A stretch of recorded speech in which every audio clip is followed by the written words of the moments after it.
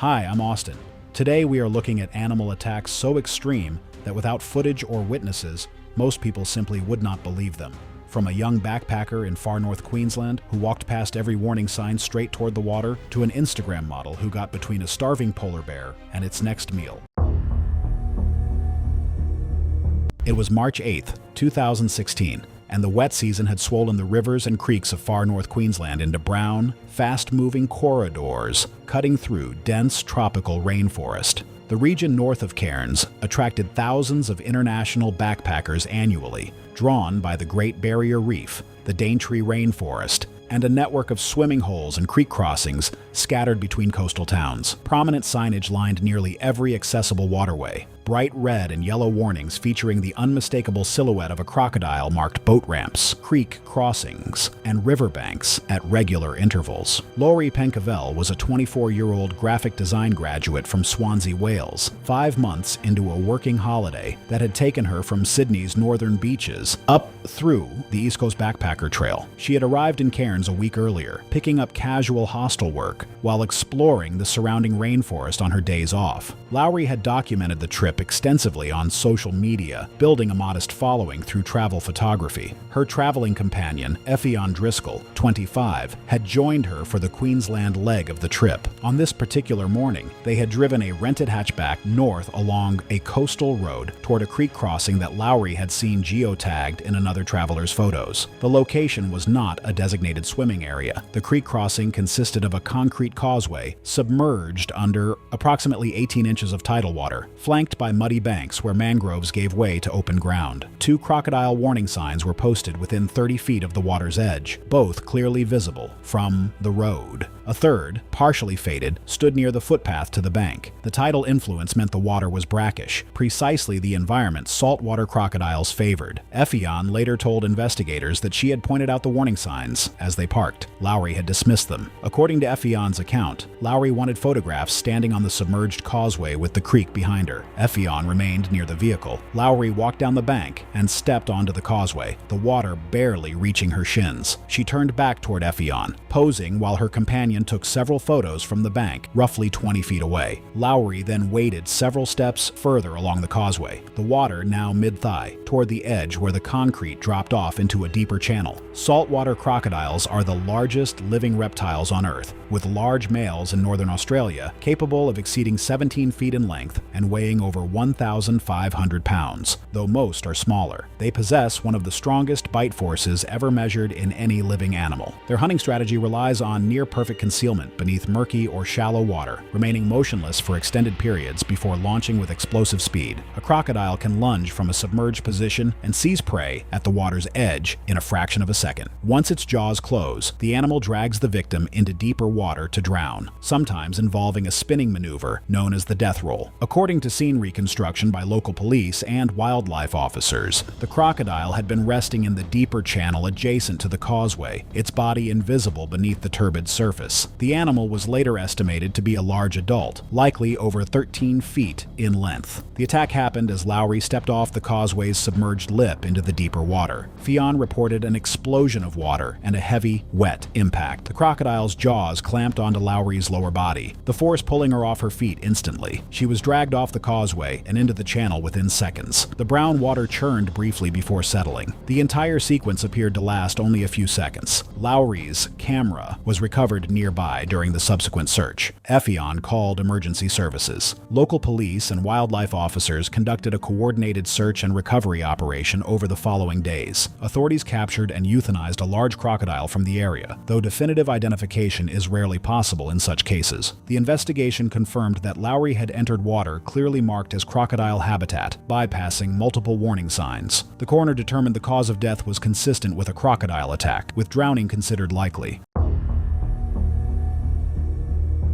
It was November 22nd, 2014, and the southwestern tip of South Africa wore the kind of beauty that makes people forget what lives beneath it. A sky streaked copper over False Bay, the Indian and Atlantic Oceans pressing against each other in slow, cold collision, and wedding guests raising their glasses. Leanne Vorster was 28 years old, an office administrator from Cape Town's Blueberg Strand suburb, who had spent her weekends body surfing at Blueberg Beach since she was a teenager. Her husband said that she was the kind of woman who packed sunscreen without being reminded, and kept her passport renewed 6 months early. She had married Dion Vorster that morning after 2 years of planning, and the venue, a coastal lodge perched above a small granite cove near Simonstown, was her choice entirely. He said that she had picked it for the photographs. What Leanne's experience had not prepared her for was the geography beneath the surface. False Bay is one of the most active great white shark corridors on the planet. Great white sharks use these channels as transit routes between feeding grounds, capable of reaching 20 feet in length and cruising at sustained speeds before erupting upward in ambush strikes that can generate enough force to breach the surface entirely. The resort manager mentioned that guests sometimes did a short celebratory swim out to a buoy anchored roughly 65 yards offshore and back, a kind of wedding stunt for photographs and video, something simple, something memorable in theory rather than in planning. Several guests called out encouragement. However, the idea was only mentioned in passing, with immediate warnings and caution that any swimming offshore would be strongly discouraged without formal safety clearance and supervision. Leanne entered the water from the dock steps at 4:51 p.m. She swam in a steady freestyle stroke, unhurried, and reached the buoy in under 2 minutes. Guests cheered from the dock. Several were filming. She turned back toward shore, treading water, and raised one arm toward the crowd. The shark was not hunting her. Marine biologists who later reviewed the incident described it as an investigatory response, likely triggered by surface contrast and movement, with caution noted regarding certainty of intent. The animal was traveling a deeper contour line parallel to shore when it altered its trajectory and began ascending steeply. There was no dorsal fin, no visible warning. The approach was vertical, though some witness interpretations suggested a brief subsurface shadow disturbance moments before impact. Everything was instant. The strike was single and lateral, concentrated at Leanne's lower left torso and hip. Guests on the dock described a sudden white eruption of water approximately at the buoy's position, followed by a heavy collapsing splash and a spreading disturbance that broke the surface into chaotic fragments. Then the realization hit at once. A wave of shouting, chairs scraping back, phones dropping, and multiple guests stepping forward before being pulled away from the edge. Dion moved first, vaulting from a nearby kayak toward the water, before 2 guests grabbed him around the shoulders and dragged him back onto the dock as he fought against them. The crowd that had been filming seconds earlier scattered into overlapping panic, some screaming for help, others shouting her name toward the water, while several stood motionless as if unsure whether what they had seen was real. A few seconds of confused silence passed in the wider confusion before the screaming fully took over. A coastal patrol vessel arrived in 15 minutes. Divers entered the water, but visibility below the thermocline was significantly reduced, estimated at roughly 3 to 6 feet due to suspended sediment and surface disturbance from search activity. Search efforts continued until dark. Partial remains were not recovered that evening. Only limited biological fragments were later located offshore during an extended search operation and recovered the following day under continued patrol coordination. The coroner's preliminary report documented catastrophic tissue loss to the left iliac and lumbar region, consistent with a single large animal bite event, with death attributed to acute hemorrhagic shock. No prolonged struggle indicators were noted. Dion Vorster was seated on the dock when they told him. The guests had gone quiet long before then.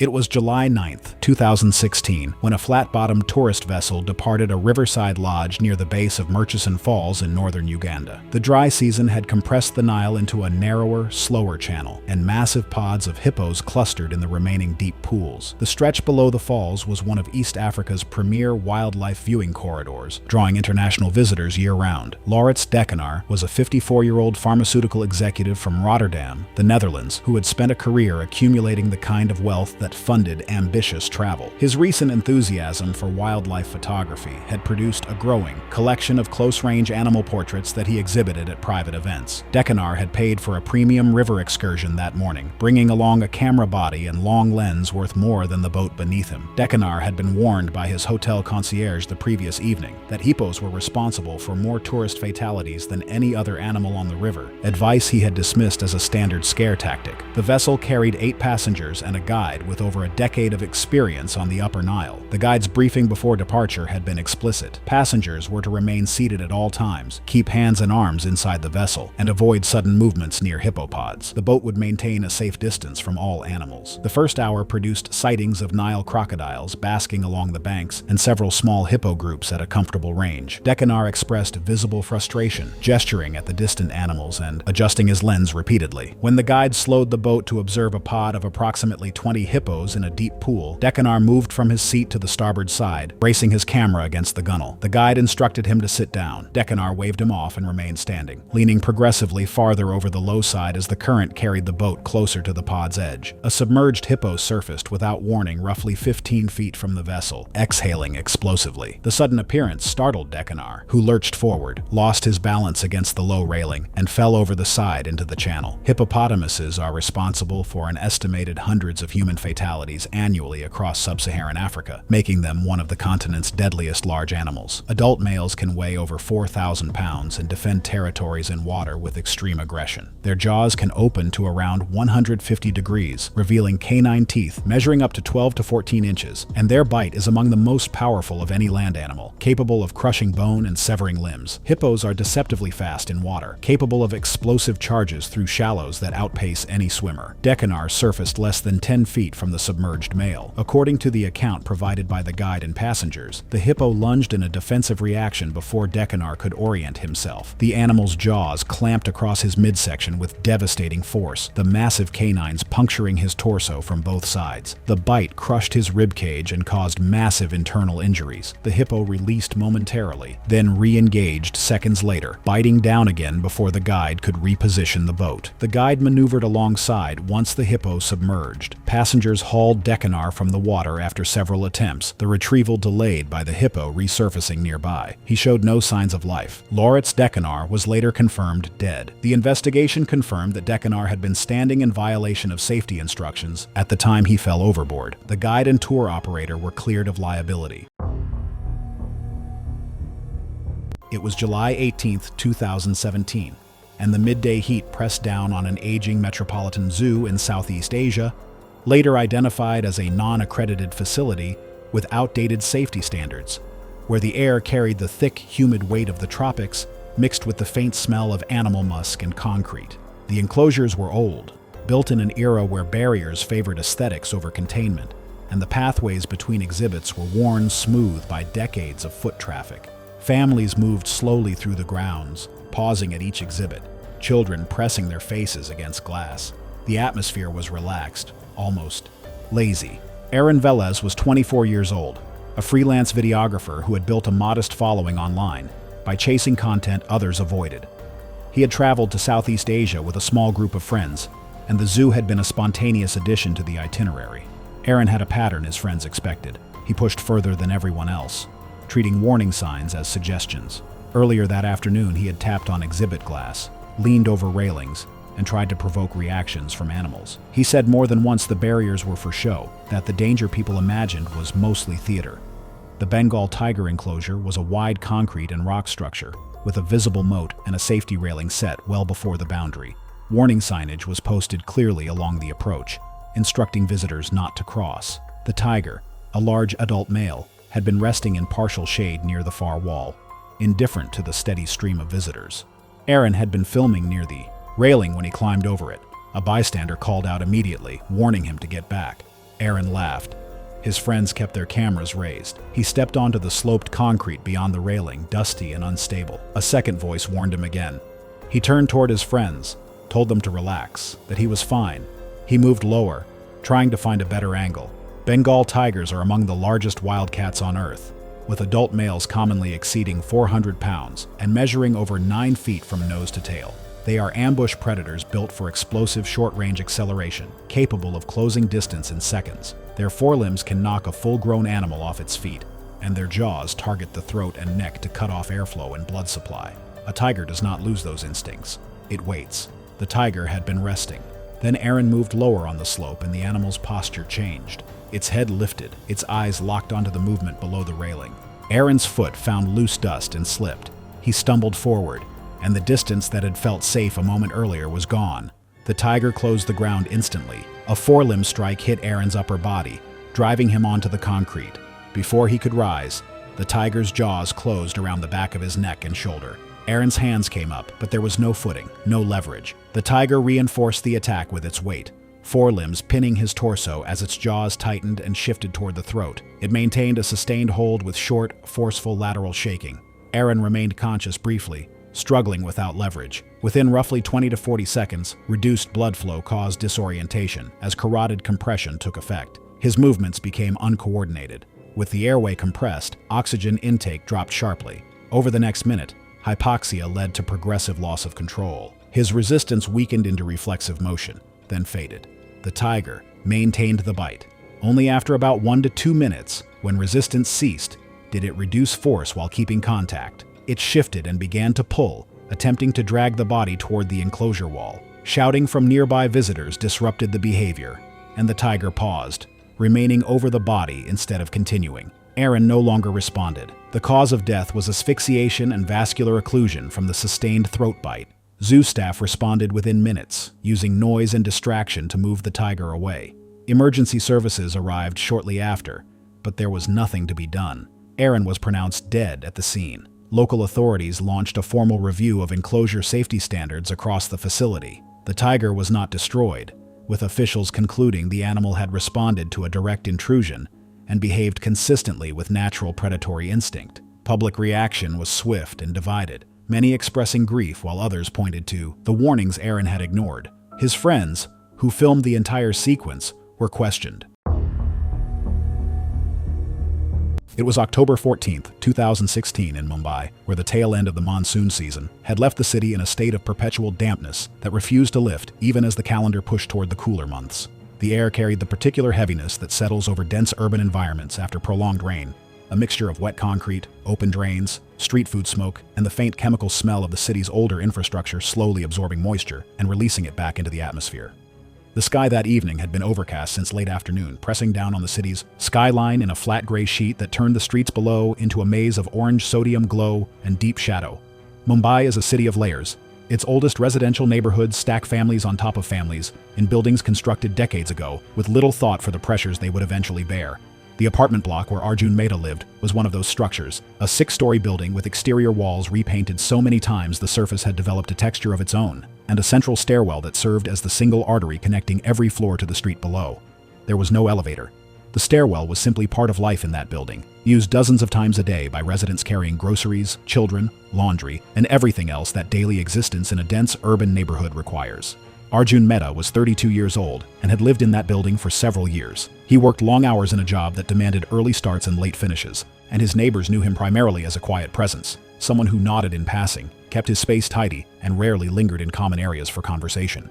He was not unfriendly, simply focused, the kind of person whose life ran on a tight schedule that left little room for deviation. He used the stairwell the way everyone in that building used it, automatically, without thought, the way people navigate spaces they have moved through hundreds of times before. In daylight, the stairwell was unremarkable. At night, with the overhead bulbs flickering or absent, it was darker than most people from outside the neighborhood would have expected, but to residents, it was simply familiar.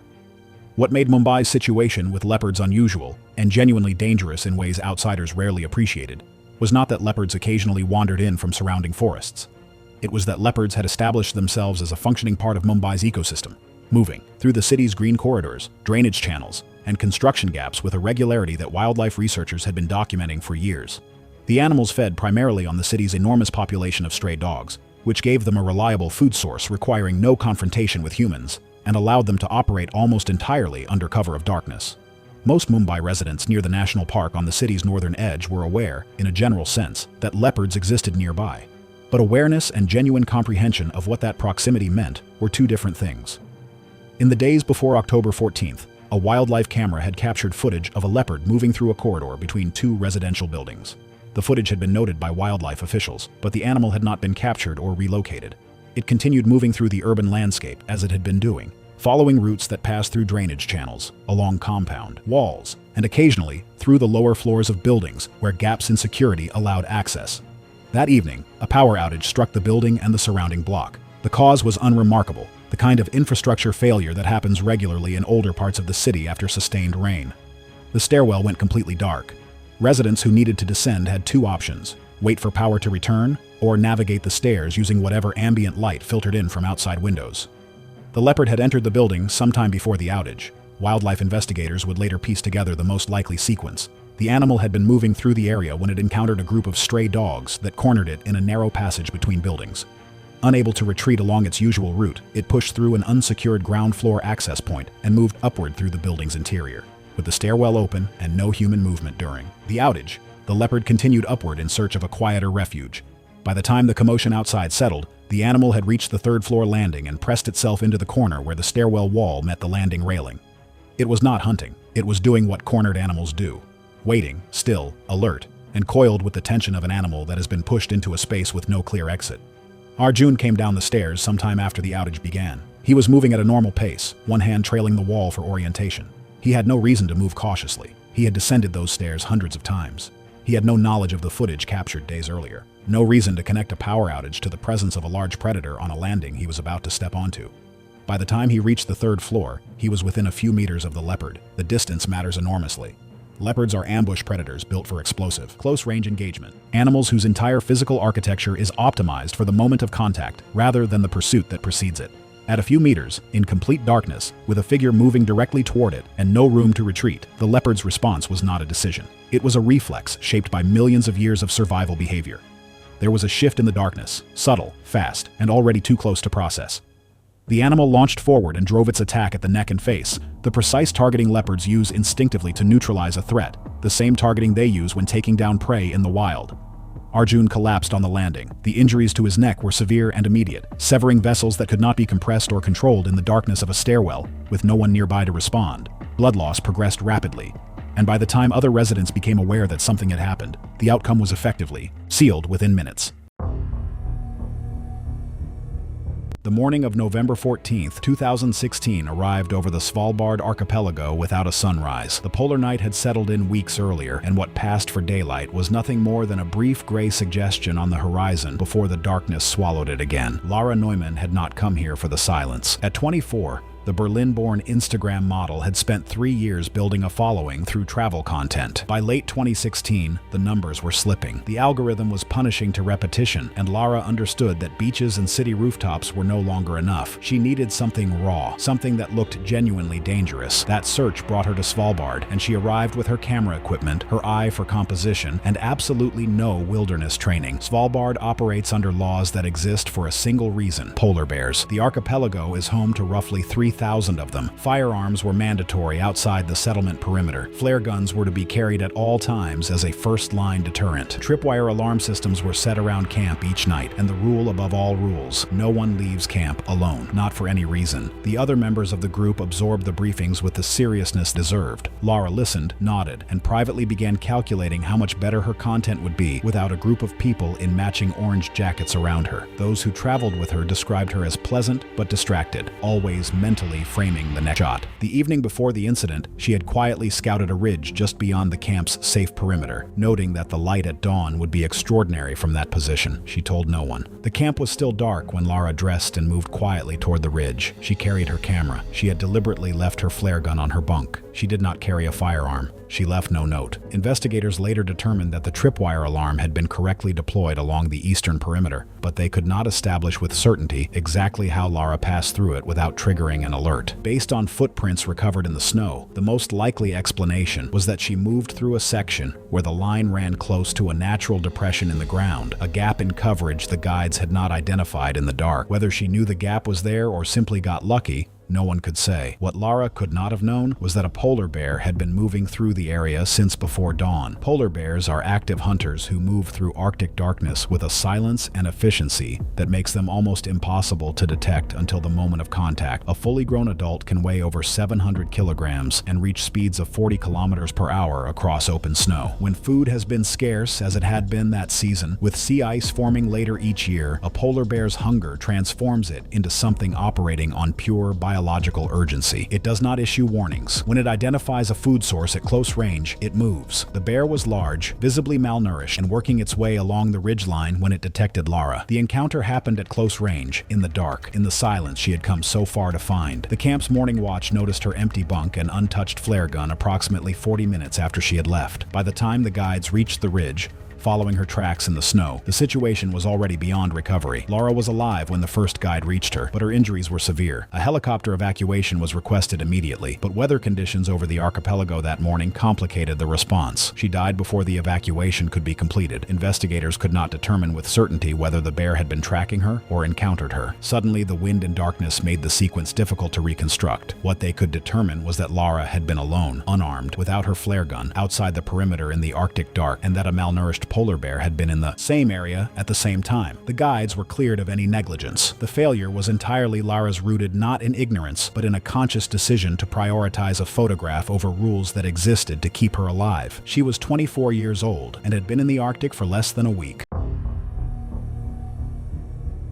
It was February 22nd, 2014, and the forests of a tiger reserve in Madhya Pradesh were entering the hot, dry period that preceded the monsoon. The deciduous woodland had begun shedding its canopy, opening sightlines through the forest and concentrating wildlife around remaining water sources. This was peak safari season, when thinning vegetation made tiger sightings more frequent and tourist vehicles packed the reserve's dusty track network from dawn until the gates closed at sunset. Gaspar Verbeke was a 34-year-old architectural photographer from Ghent, Belgium, whose professional work had earned him a respected portfolio. Over the previous 2 years, he had developed a growing interest in wildlife photography, booking trips to reserves in East Africa and Southeast Asia. He had never photographed a Bengal tiger in the wild. India's Central Highlands offered the highest density of wild tigers on Earth, and Verbeke had planned this trip for over a year. The reserve operated under strict regulations administered by the Regional Wildlife Authority. All visitors entered by authorized vehicle with a registered guide and driver. Exiting the vehicle for any reason was strictly prohibited, a rule enforced by heavy fines, arrest, and permanent banning from all Indian national parks. Every visitor received this instruction in writing and verbally before entering. Verbeke's vehicle was operated by Bhimrao Khandwe, a 47-year-old driver who had worked the reserve's safari circuit for over 20 years. A registered naturalist guide accompanied the vehicle. At approximately 8:15 a.m., their jeep was among the first to locate a tigress resting in tall grass, roughly 60 yards from the track. The guide noted the location and warned the group that this particular female had been seen with cubs in the area, making her especially defensive. Verbeke fired off frames with his telephoto lens, but the distance and the intervening grass left him dissatisfied. According to the guide's statement to reserve investigators, Verbeke had repeatedly asked whether the vehicle could move closer. The guide explained that the current distance was appropriate. Verbeke's frustration was visible. What happened next, according to statements from the guide, Khandwe, and passengers in a trailing vehicle, unfolded in seconds. During a moment of confusion as multiple vehicles repositioned along the track, Verbeke swung his legs over the far side and dropped to the ground. The guide lunged across the seat to grab him, catching his shirt briefly before Verbeke pulled free. Both the guide and Khandwe shouted. Verbeke had already moved several paces from the vehicle toward the tree line, camera raised, apparently attempting to circle to a clearer angle on the tigress. Bengal tigers are the largest cats in the Indian subcontinent, with adult females weighing between 220 and 350 pounds and measuring up to 8 feet in length. Despite their size, tigers are capable of explosive acceleration, reaching speeds of 30 to 35 miles per hour over short distances. Their primary killing method involves a powerful ambush charge followed by a bite to the neck or throat, where canine teeth up to 3 inches long crush the windpipe or sever major blood vessels, causing rapid incapacitation. Tigresses with cubs are among the most dangerous animals in any forest. The maternal defensive instinct overrides normal avoidance behavior, and a tigress will charge any perceived threat within range of her young, often without warning. The tigress appeared to react almost immediately to his movement on the ground. He had covered barely 10 yards when she charged. Khandwe threw the jeep into reverse, attempting to move closer to the scene, but the tigress closed the distance before the vehicle could reach him. Passengers in the trailing vehicle described the charge as extremely fast, a low movement through the grass. Verbeke apparently turned at the sound but had no time to react. The tigress struck him from the side, driving him to the ground. Her jaws closed around his neck and throat almost instantly. Conway edged the Jeep forward while sounding the horn, engine roaring. Under the sustained noise and proximity of the vehicle, the Tigress appeared to reposition, briefly loosening her grip before disengaging entirely and retreating into the tall grass toward where her cubs were believed to be concealed. Conway and the guide reached Verbeek within moments. He had sustained severe trauma to the neck consistent with a tiger bite and was critically injured, likely losing consciousness within moments. Verbeek was rushed toward the reserve's exit gate but showed no signs of life during transport. He was pronounced dead at the district hospital. The reserve temporarily suspended safari operations in the zone. The reserve authority launched a formal investigation, confirming that Verbeek had exited the vehicle against explicit instructions, entering the defensive perimeter of a tigress with cubs. The tigress was not harmed or relocated, as the attack was classified as a natural defensive response.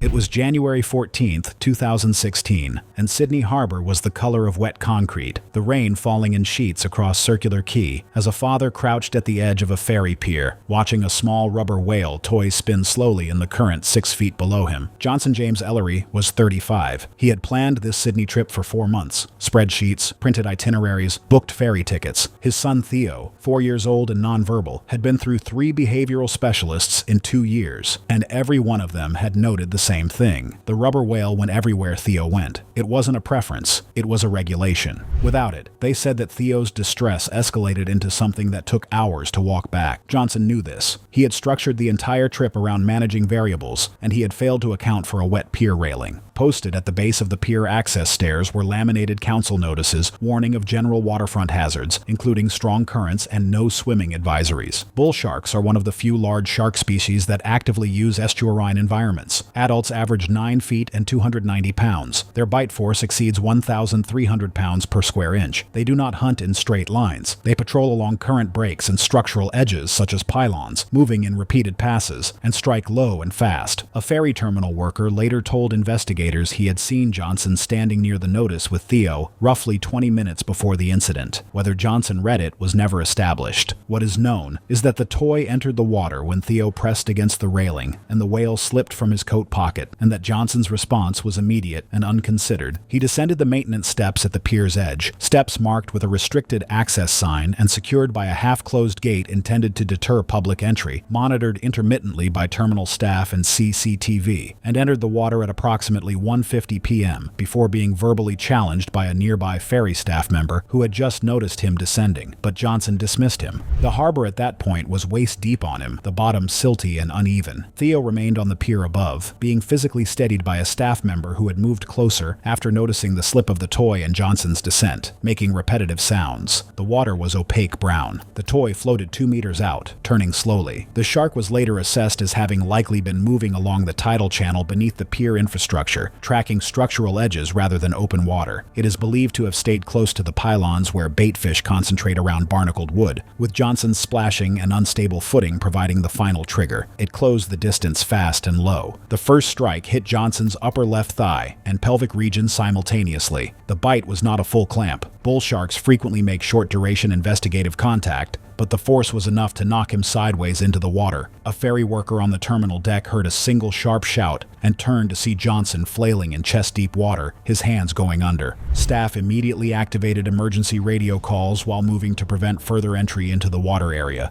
The shark had released and pulled back, but Johnson's thrashing, the kind of uncoordinated panic that follows sudden traumatic injury, sent pulses of vibration through the already disturbed water. He was bleeding heavily. The sediment and blood made the water around him opaque within seconds. The second contact was brief and catastrophic. The shark passed through the turbulence and made a second lateral strike to the same region, tearing soft tissue from the inner thigh and groin before disengaging. Johnson surfaced once, audibly, and went under. He did not surface again. Ferry staff triggered the emergency line. Harbor Patrol arrived in 8 minutes. The water was searched immediately, but Johnson was not recovered at the scene. His body was found 3 hours later, approximately 400 meters downstream near a moored vessel, by a Harbor Patrol diver. The coroner's report, issued 6 weeks later, listed cause of death as exsanguination secondary to shark-inflicted trauma. Theo's whale was found at the pier edge the following morning, resting against a pylon in still water, intact. He was returned to Johnson's ex-wife. It was February 4th, 2015, when an open-top safari vehicle carrying 6 tourists departed the main gate of a tiger reserve in Madhya Pradesh, central India. The reserve's dense sal forests and bamboo thickets sheltered one of India's densest populations of Bengal tigers, with over 50 individuals tracked within the park's boundaries. Ghislain Mertens was a 44-year-old diamond trader from Antwerp, Belgium, who had traveled to India specifically to photograph Bengal tigers in the wild. Mertens had invested heavily in camera equipment and had booked 4 consecutive morning safaris to maximize his chances of a close sighting. His first 2 drives had produced only distant glimpses, and his impatience was noted by the assigned naturalist guide. The vehicle's driver, a veteran of over 8 years navigating the reserve's network of dirt tracks, operated the diesel vehicle at low speed along a route known for regular tiger activity. Park regulations were non-negotiable. Passengers were forbidden from exiting the vehicle under any circumstances. Standing was prohibited, and all visitors were required to remain seated with limbs inside the vehicle at all times.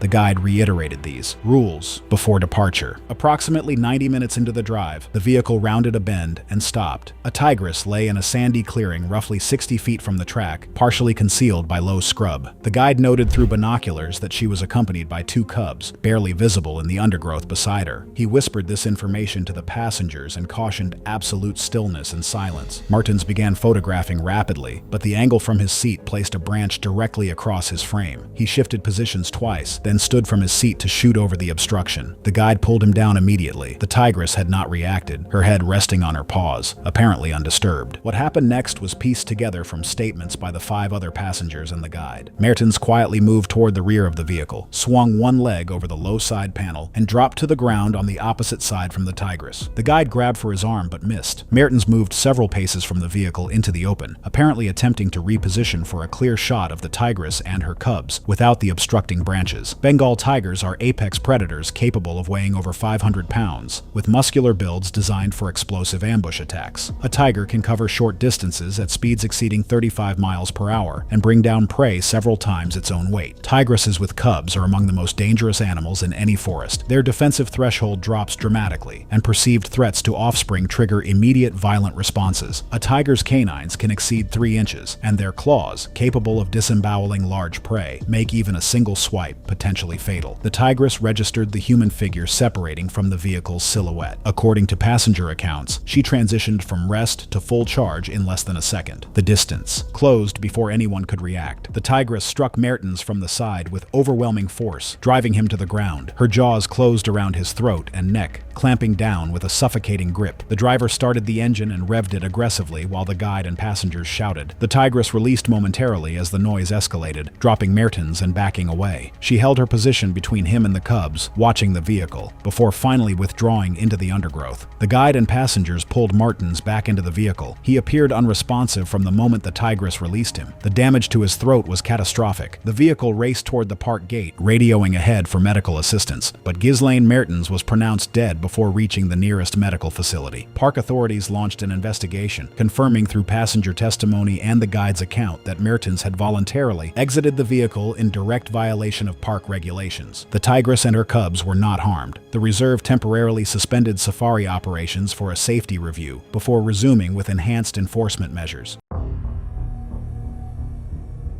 It was August 3rd, 2017, and the late morning sun beat down on an urban zoo in southern Africa, where the air carried the dry, mineral scent of packed earth and sun-warmed concrete. The facility was aging despite appearing modern, its enclosures designed with layered barriers, outer fencing, buffer zones, and inner containment structures that created clear separation between visitors and animals.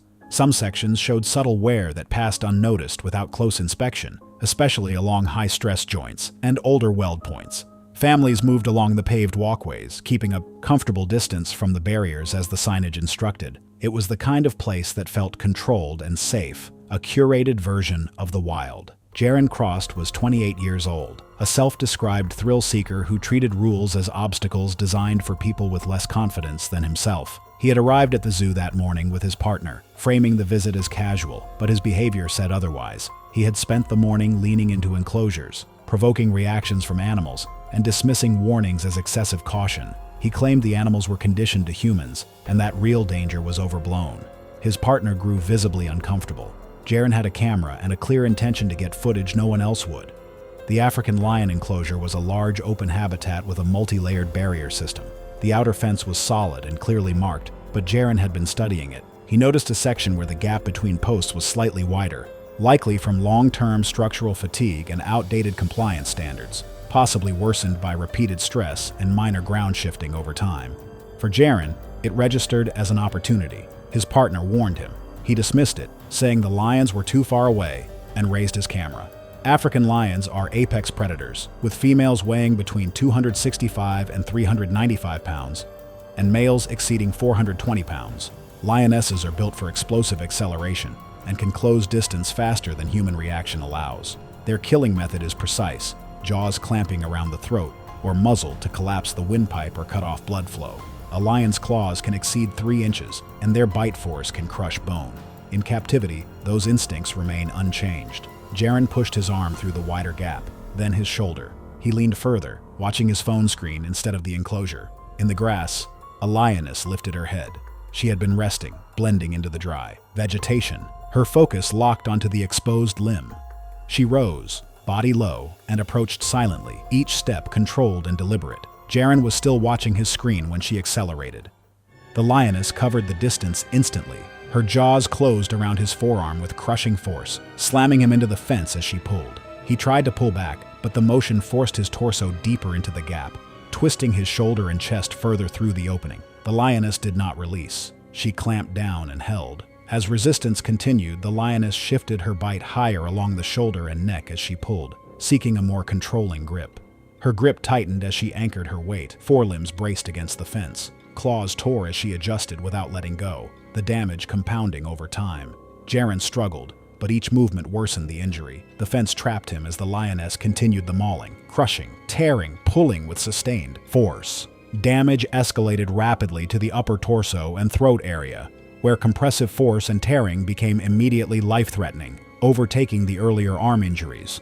Jaron's movements weakened gradually as shock, blood loss, and compressive trauma set in. His partner screamed, but there was no way to intervene. The lioness maintained her hold for an extended period, her bite unwavering, before releasing only when external disturbance approached. By the time she let go, Jaron was unresponsive. The cause of death was catastrophic trauma to the neck and upper torso, including likely airway compromise and major vascular damage, compounded by sustained crushing and tearing forces through the fence. Zoo staff responded quickly, using vehicles and noise to drive the lioness away. Emergency services arrived within minutes, but the injuries were not survivable. Jaron was pronounced dead at the scene. Authorities opened an investigation into the enclosure and monitoring protocols. Early findings pointed to fencing that no longer met updated safety standards. The lioness was not destroyed, as her behavior was deemed natural. The zoo announced a full structural review, and public reaction was sharp. It was March 3, 2017, in Chiang Mai, where the dry season had settled over the region with relentless pressing heat that turned the surrounding countryside into a landscape of cracked soil and brittle vegetation. The rains were months away, and the air carried dust from unpaved roads on the outskirts and the faint sweetness of fruit ripening too fast in the heat.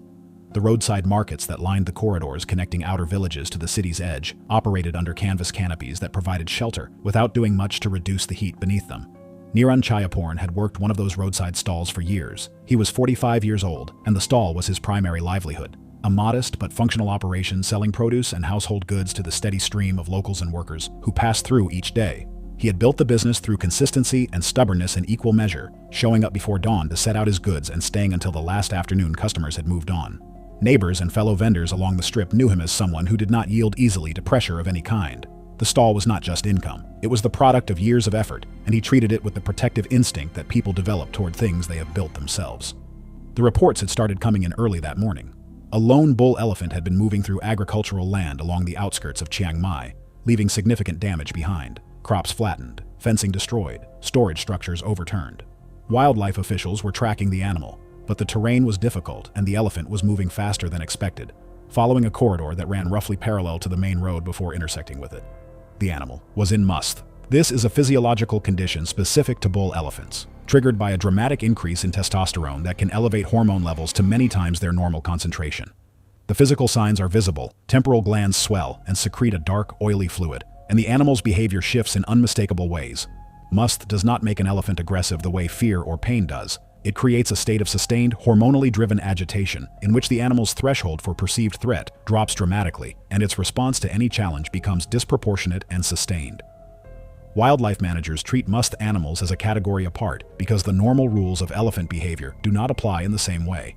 By the time the elephant reached the roadside market strip, most people had already received some warning through word of mouth or the sounds of the animal's approach. The response was almost universal. Vendors abandoned their stalls. Customers moved away from the road, and the strip cleared with the speed of a crowd that has collectively decided staying is not an option. Niran did not leave. He positioned himself in front of his stall, facing the animal as it moved along the road toward his section of the market.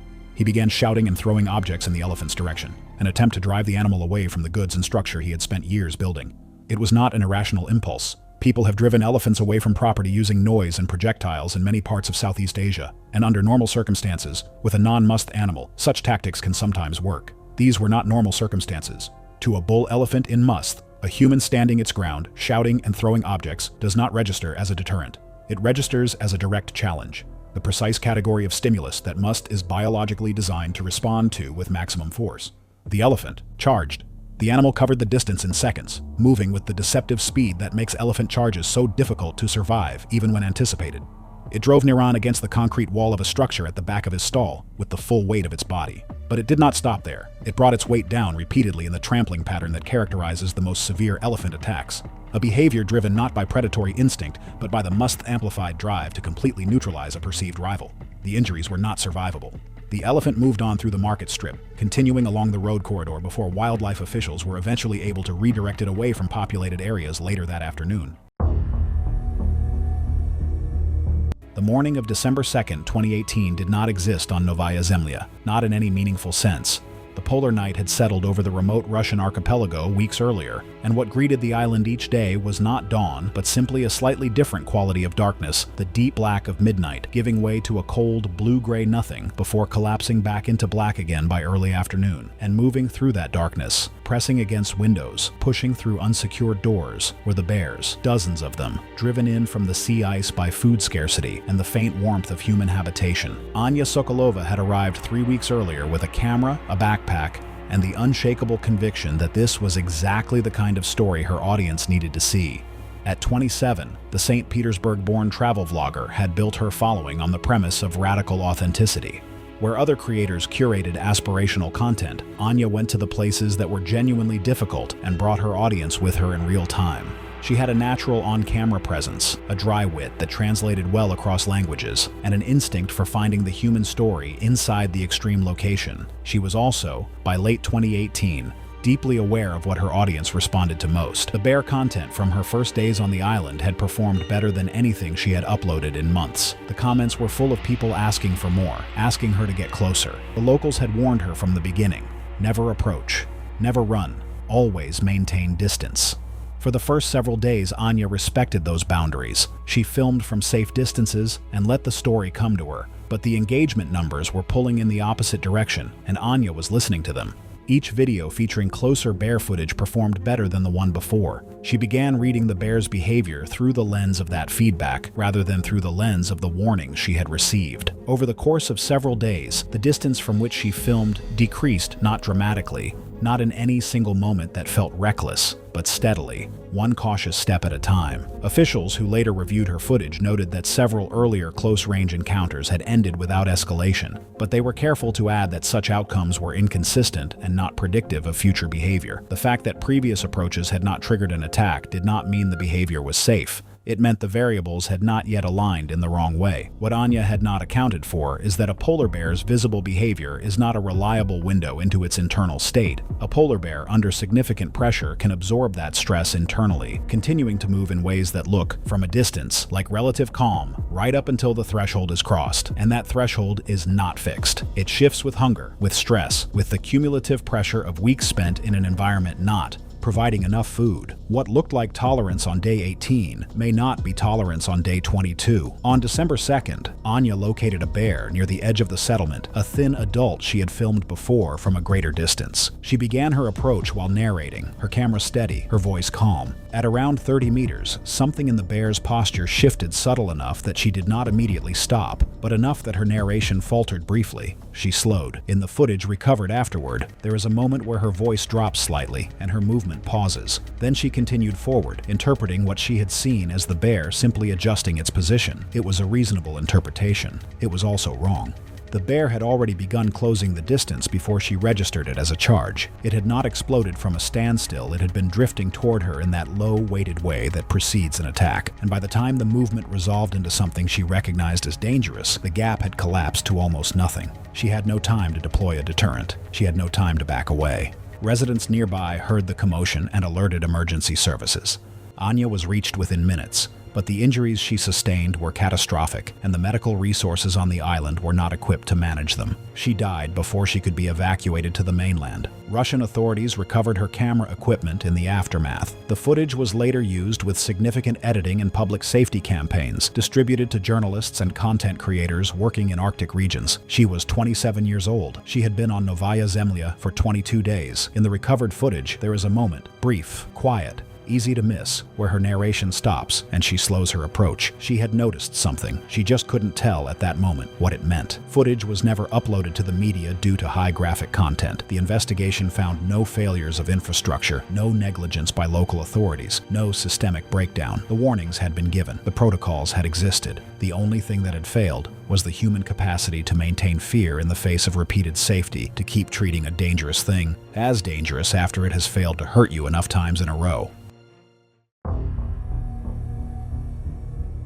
It was July 14, 2017, and the dry season had settled across the western shore of a large lake in Uganda's Rift Valley region. Water levels had dropped noticeably, exposing muddy banks and concentrating hippopotamus pods into increasingly crowded pools along the river channels that fed the lake. A small ecotourism lodge near the lakeshore offered guided canoe safaris along a stretch of river channel known for waterbird concentrations, with strict protocols to maintain distance from hippopods in deeper sections. Dawson Creel was a 31-year-old fitness instructor from Durban, South Africa, who had spent the previous 3 weeks traveling overland through East Africa with his partner. Creel was physically imposing, competitive, and accustomed to outdoor endurance activities. He had completed several multi-day kayaking expeditions along the South African coastline and considered himself an experienced paddler. The morning excursion carried Creel, his partner, and 2 other guests in 2-person canoes led by a local guide in a separate craft. The guide, a 33-year-old man who had grown up in a fishing village on the lake, conducted a thorough safety briefing before departure. The planned route followed a controlled section of the river channel where hippo activity was minimal, with a clearly marked turnaround point, beyond which the channel narrowed, and hippopods were known to congregate. The group was to remain in formation at all times. No canoe was to move ahead of the guide's craft under any circumstances. The first hour passed without incident.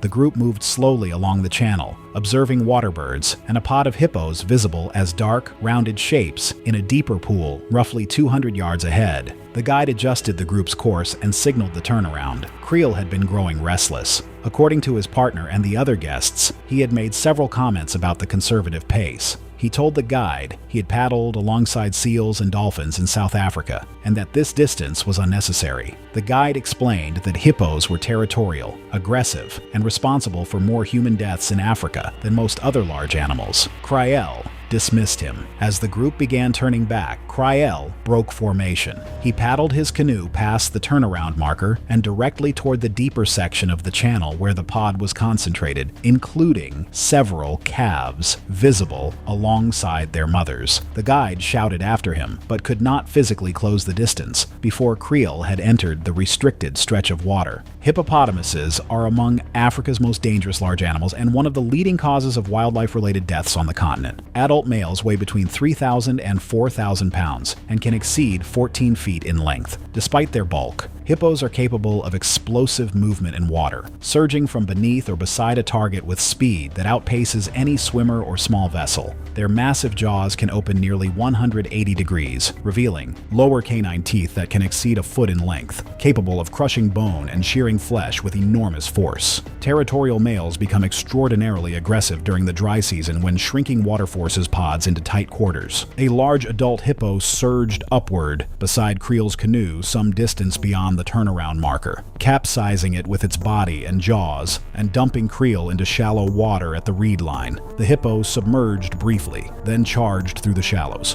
Creel attempted to scramble toward the bank but had barely turned before the animal was on him. The hippo's jaws clamped onto his torso, crushing and tearing with enormous force before lifting and tossing him back into the shallows. Witnesses described the animal re-engaging, driving him beneath the surface. After a brief but violent struggle, the disturbance in the water subsided. The guide screamed at the remaining paddlers to reverse and shepherded the group back down the channel. He radioed the lodge, and a motorized rescue boat arrived approximately 30 minutes later. Creel's body was recovered from the shallows that afternoon after wildlife rangers confirmed the pod had moved to deeper water. The cause of death was determined to be massive crushing trauma to the chest and torso, combined with drowning. The lodge suspended all canoe excursions pending investigation. Wildlife authorities confirmed the area beyond the turnaround marker had been a known hippo congregation point and was clearly off-limits to guided groups. The guide was cleared of responsibility after witness testimony confirmed the victim had violated explicit instructions. It was March 14th, 2015, and the waters off Cocos Island, Costa Rica, held the kind of clarity that makes the ocean floor look closer than it is, a trick of light that has cost divers their judgment more than once. Daniel Leiterman was 32 years old, a Berlin-based personal trainer and experienced scuba diver with a freediving background who had built a modest but loyal following through his underwater photography. He was not reckless in the way amateurs are reckless. He was reckless in the way experienced people become, through accumulated success that slowly erodes the instinct for caution. He had logged over 400 open water dives across 4 continents, and Cocos Island had been on his list for 2 years. He came specifically for pelagic encounters, hammerheads, mantas, and whatever else the deep columns of water around the island's reef edges might produce. Other swimmers said that he had good equipment, a sharp eye, and a consistent habit of separating from group formations to position himself for unobstructed shots. The group he joined was small, 6 divers total, led by 2 certified instructors from the live-aboard vessel. Daniel had introduced himself at the pre-dive briefing the night before as someone who knew what he was doing. They said that he was polite about it. The instructors noted his credentials and moved on. What they could not fully control underwater was the pattern that would emerge over the next 2 days. Daniel consistently drifting below and ahead of the group, descending toward the reef drop-offs where the water column darkened. Tiger sharks are a permanent presence around the reef edges. They are among the largest predatory sharks on the planet, routinely reaching 14 feet and exceeding 1,400 pounds. Their bite force approaches 6,000 newtons, and their teeth are uniquely serrated and curved, designed to cut through shell, bone, and cartilage. That morning, the lead instructor had specifically briefed the group about tiger shark activity near the eastern drop-off. 2 sightings had been logged in the 48 hours prior, both in the 60 to 90-foot range along the shelf edge. He told the group to maintain formation and to signal immediately if they spotted a shark exhibiting wide, slow circling behavior, a known precursor to investigatory contact. Daniel acknowledged this. He nodded. He then entered the water and, within the first 10 minutes of the dive, was 30 feet below and 40 feet ahead of the nearest diver. The other 5 divers observed him from above as he descended a second time toward the shelf edge. At approximately 55 feet, a tiger shark, later estimated at 13 feet based on wound analysis, began a slow, irregular circuit below him at roughly 75 feet. 2 of the divers saw it. They signaled upward and toward each other. No one was close enough to signal Daniel directly, and he was facing downward, camera forward. The instructors attempted corrective hand signals from above, but were too distant to physically redirect his position. The shark completed an irregular circling pattern before it moved. When it did, it rose in a controlled but accelerating approach and made contact with Daniel's left shoulder and upper chest. The bite was not a full clamp. Forensic analysis would later describe it as a lateral shear, the shark's upper jaw dragging across tissue while the lower engaged partially. The wound opened his shoulder to the bone and tore through the left pectoral region. Daniel began an immediate upward push, fins churning, body twisting. The movement was fast and irregular. The shark returned within roughly 10 to 20 seconds. The second strike hit his midsection on the left side, penetrating the abdominal wall. The shark released again almost immediately. Daniel's buoyancy compensator had been compromised. He stopped ascending. The other divers reached him within 2 minutes, pulling him upward manually. He was conscious but unresponsive to direction, losing blood in a visible trail through the water column. The surface boat was radioed. It reached the dive flag in 11 minutes. By the time Daniel was pulled aboard, he had lost consciousness. Resuscitation efforts continued for 22 minutes. He was pronounced dead at sea. Cause of death was hemorrhagic shock secondary to shark attack. Time of death was estimated between 9:45 and 9:50 a.m. Daniel's body was repatriated to Germany after several days in Costa Rican custody procedures, arriving in Berlin nearly 2 weeks after the incident. The funeral was held privately, attended by close family, a small circle of friends, and a few colleagues from his training work. His dive equipment was not displayed or mentioned during the service. It was March 17, 2018, and the afternoon heat pressed down on a dusty track winding through a wildlife reserve in southeastern Sri Lanka. The dry season had drawn wild Asian elephants toward the remaining waterholes, making sightings guaranteed for the jeep safari operators running daily excursions. A lone adult elephant stood at the track's edge. Mirodan Petrescu was a 37-year-old fitness influencer from Bucharest, Romania, whose social media following had grown rapidly through a combination of physique content and increasingly provocative travel videos. Petrescu had arrived in Sri Lanka 10 days earlier, documenting the trip for his platforms with an emphasis on close encounters with wildlife. His companion, Luminitsa Aldea, 29, sat in the rear of the open-top safari jeep. Petrescu had previously filmed himself approaching stray dogs in Istanbul and feeding wild monkeys by hand in Bali, content that had performed well enough to convince him that animals were predictable up close. The guide stopped the jeep at a safe distance and instructed the group to photograph from their seats. Petrescu expressed dissatisfaction with the distance. The guide refused to move closer. Without waiting for permission, Petrescu climbed over the side of the open jeep, carrying his phone on a selfie stick, and walked directly toward the elephant along the dirt track. The guide shouted for him to return immediately. According to the guide's account and passenger statements, Petrescu approached to within approximately 30 feet. He turned his back to the elephant and began filming himself with the animal in the background. When the elephant did not react visibly, Petrescu moved closer and began clapping his hands and stamping his feet, apparently attempting to provoke the animal into a dramatic reaction for the camera. Asian elephants are among the most powerful land animals on Earth, with adult males weighing between 8,000 and 11,000 pounds. Despite their size, elephants can accelerate to 25 miles per hour in a charge, covering short distances with startling speed. Elephants communicate agitation through ear flaring, head shaking,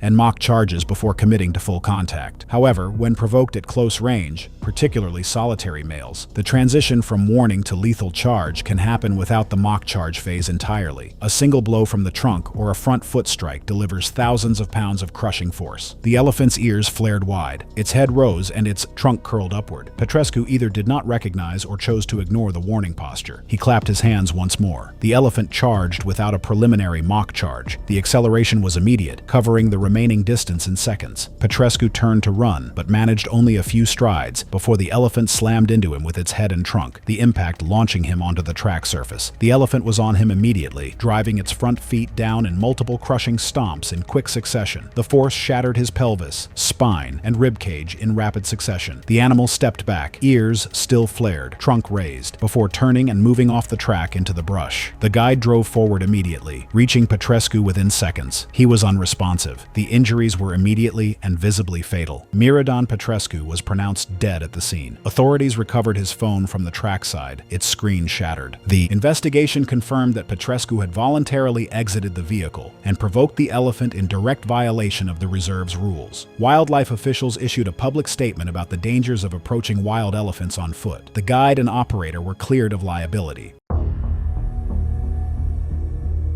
It was April 22nd, 2015.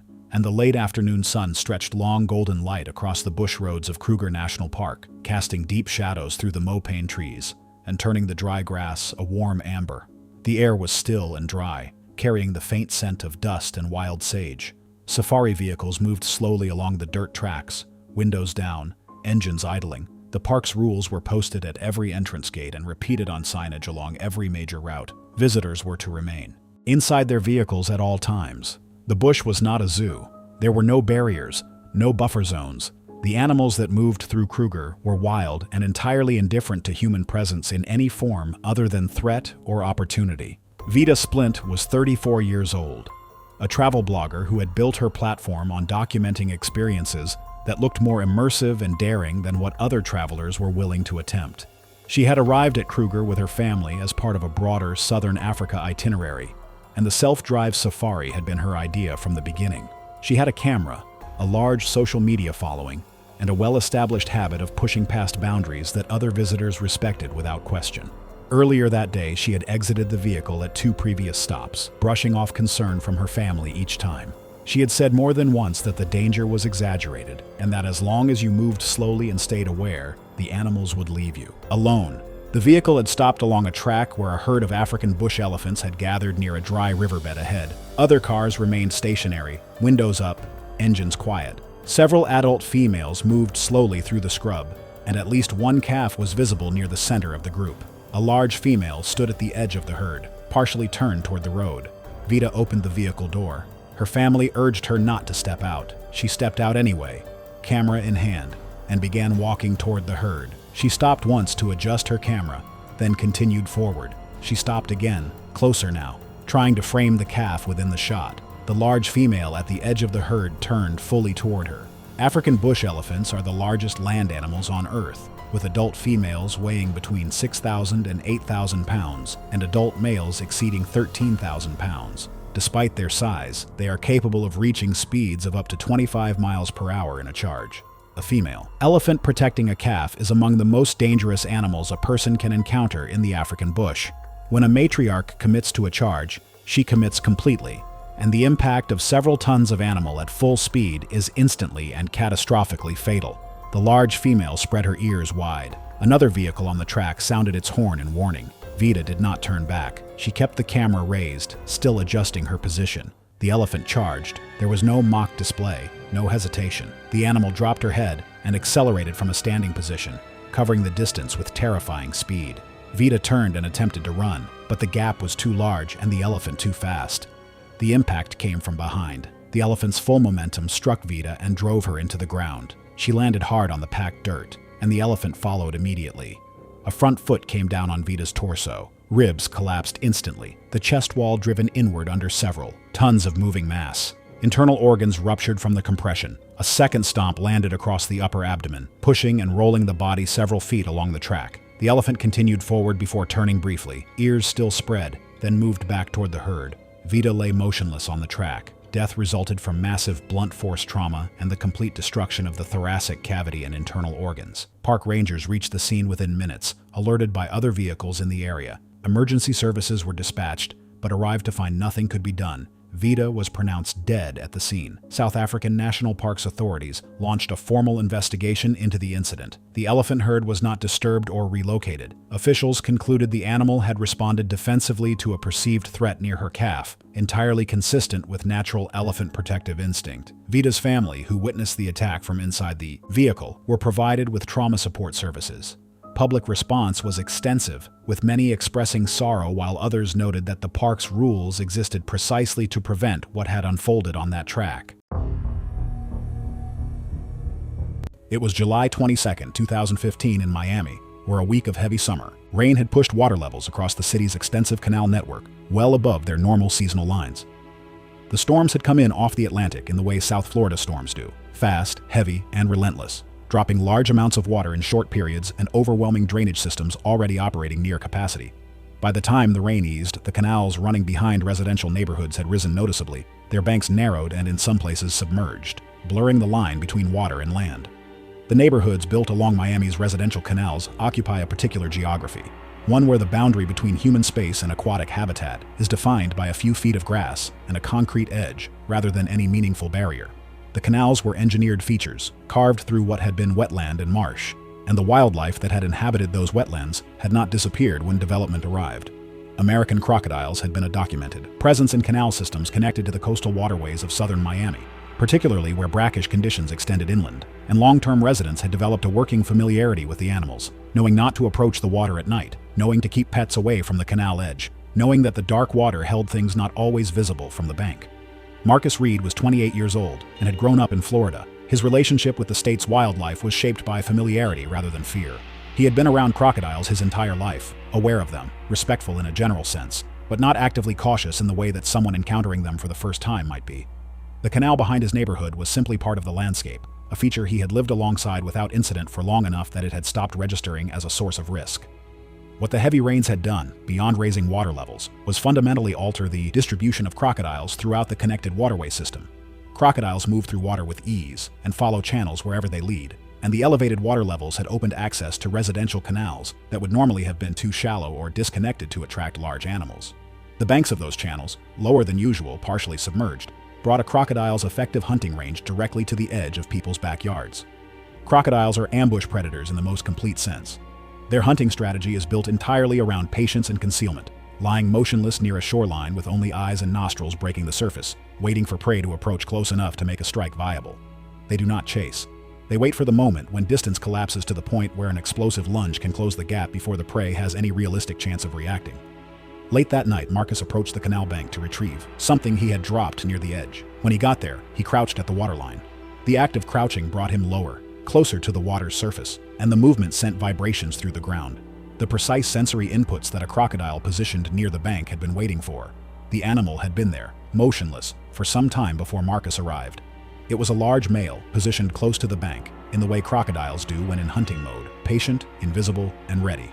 The elevated water level had brought it within striking range of the bank without requiring it to move onto dry ground at all. The lunge came without warning, as crocodile strikes always do. The animal exploded from the water and clamped onto his shoulder and upper arm, immediately pulling backward into the canal with the full power of its tail and hindquarters. Once Marcus was in the water, the crocodile performed a death roll, a rapid, full-body rotation that disorients, causes catastrophic tearing of soft tissue at the point of the bite, and uses the animal's body weight and rotational momentum to subdue resistance. The death roll is not a learned behavior or a tactical choice. It is a fixed action pattern, triggered automatically once the animal has secured a grip on prey in the water. Marcus drowned within minutes. The canal, a familiar and unremarkable feature of his neighborhood, had become the environment in which an apex predator held every possible advantage.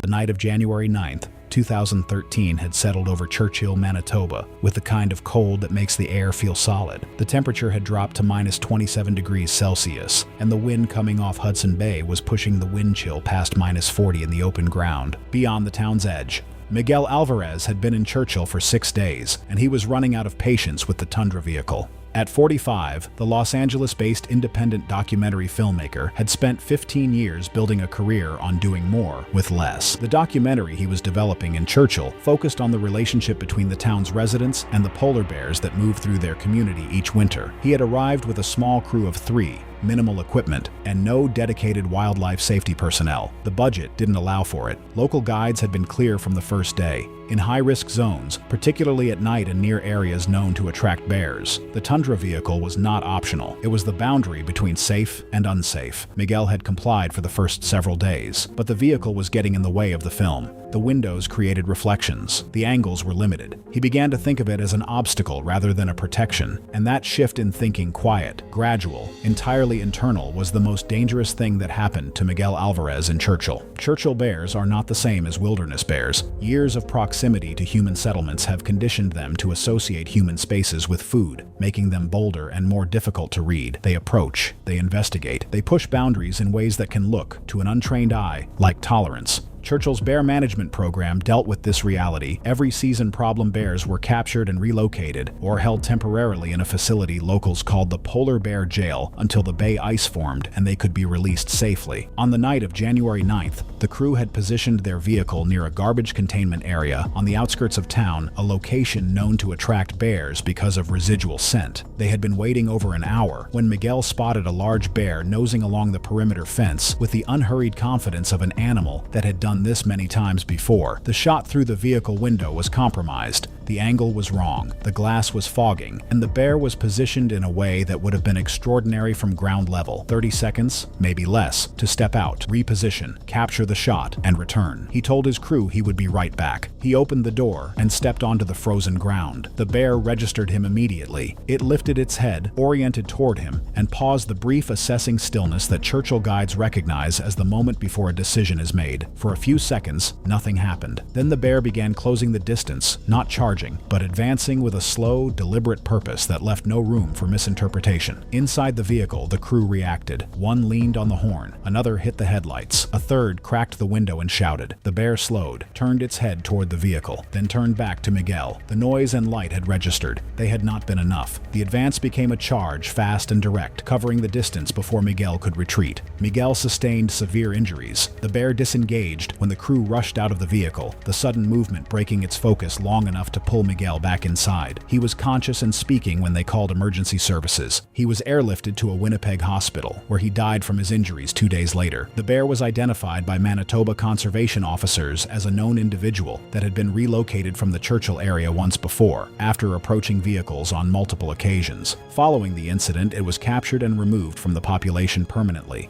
The investigation was unambiguous. Miguel had exited a protected vehicle in a designated high-risk zone at night, without a deterrent, in an area with confirmed recent bear activity. The decision to step outside had been his alone, made in the belief that 30 seconds was not enough time for something to go wrong.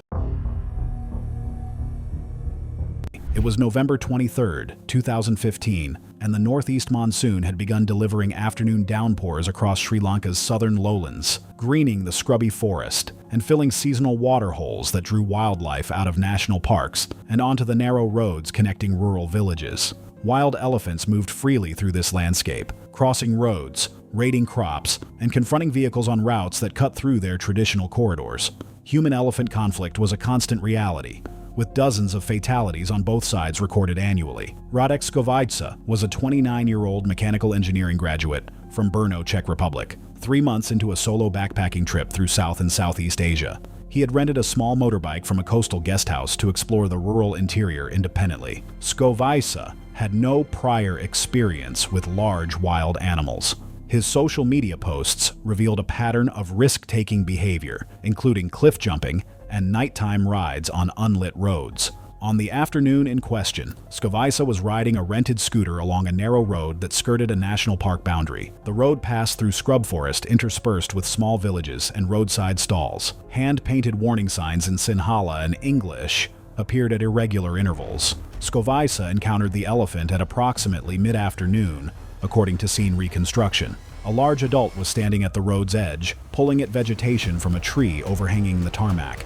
Villagers from a nearby settlement had already stopped at a safe distance, their vehicles clustered roughly 200 yards back. The standard local practice was to wait until the elephant moved on. Several minutes passed with no sign the elephant intended to move. Skovica stopped his scooter, but did not reverse. According to statements from villagers, he dismounted, removed his helmet, and retrieved his phone. He then began walking along the road toward the elephant. Several villagers shouted at him. An older man ran forward, gesturing urgently for him to come back. Skovica either did not understand or chose to ignore them, closing the distance to approximately 40 feet. Asian elephants are among the most powerful animals on Earth, with adults weighing between 6,000 and 11,000 pounds, and standing up to 10 feet at the shoulder. When agitated, an elephant will typically display a sequence of warning behaviors. The head rises, the ears spread wide, and the trunk curls or extends toward the perceived threat. These displays may be followed by a mock charge, a bluff intended to drive the threat away. If the threat persists,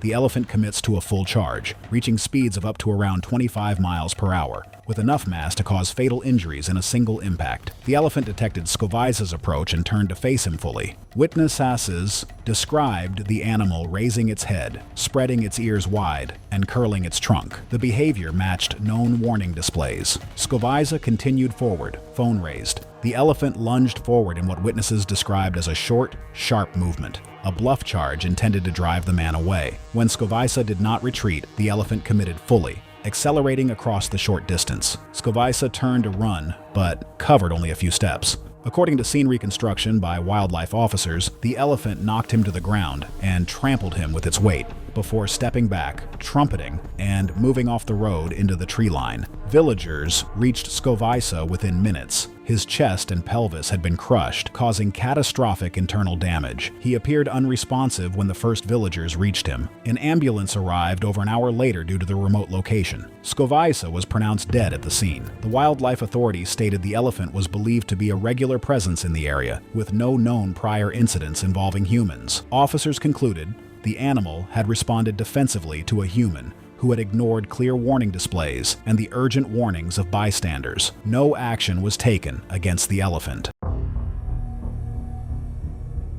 It was October 14, 2013, and the sun was already sinking fast over Lake Pontchartrain, dragging the last of the light with it into the brackish shallows. The dock at Hargrove's houseboat rentals had been quiet most of the day, and that quiet would later seem wrong to everyone who worked there. Darnell Rod Haskins, 41, had worked the dock on and off for nearly 6 years. He wasn't the kind of man who held one job long. He'd done shrimping, warehouse loading, and a brief stint with a roofing crew in Metairie before landing at Hargrove's. His supervisor, a man named Price, had written him up twice in the past year, once for operating the fuel line without gloves, once for dumping fish waste directly off the dock's edge instead of bagging it for disposal. They said that Rod's reasoning was always the same. He'd done it 100 times and nothing had happened. That evening, Rod was closing out a rental slip. A family had brought back 2 speckled trout and left the cleaned carcasses in a bucket on the rear deck. Rod grabbed the bucket without thinking and walked to the far end of the dock. He tipped the bucket over the railing, and the scraps came falling down. Lake Pontchartrain is not a true lake. It is a tidal estuary connected to the Gulf of Mexico, with salinity levels that shift by season and storm. Bull sharks are among the few shark species capable of surviving in both salt and fresh water, regulating internal chemistry to move freely between environments. They are responsible for more documented attacks on humans than any other shark species, not because they are uniquely aggressive, but because they inhabit the same shallow, murky shorelines where humans wade, swim, and work. After dumping the scraps, Rod stayed at the end of the dock. He began rinsing the bucket with the dock hose, letting the runoff trail into the water. The sun had dropped below the tree line. The surface of the lake reflected nothing. There were reduced bird calls and only minimal surface movement, with no fish visibly breaking the water. Price was back near the office. A second dock worker, Marcus Teal, was coiling rope near the middle of the pier, roughly 40 feet away. A small security camera mounted near the office recorded a partial view of the dock, though the angle did not clearly capture the far end. What happened next lasted less than 90 seconds.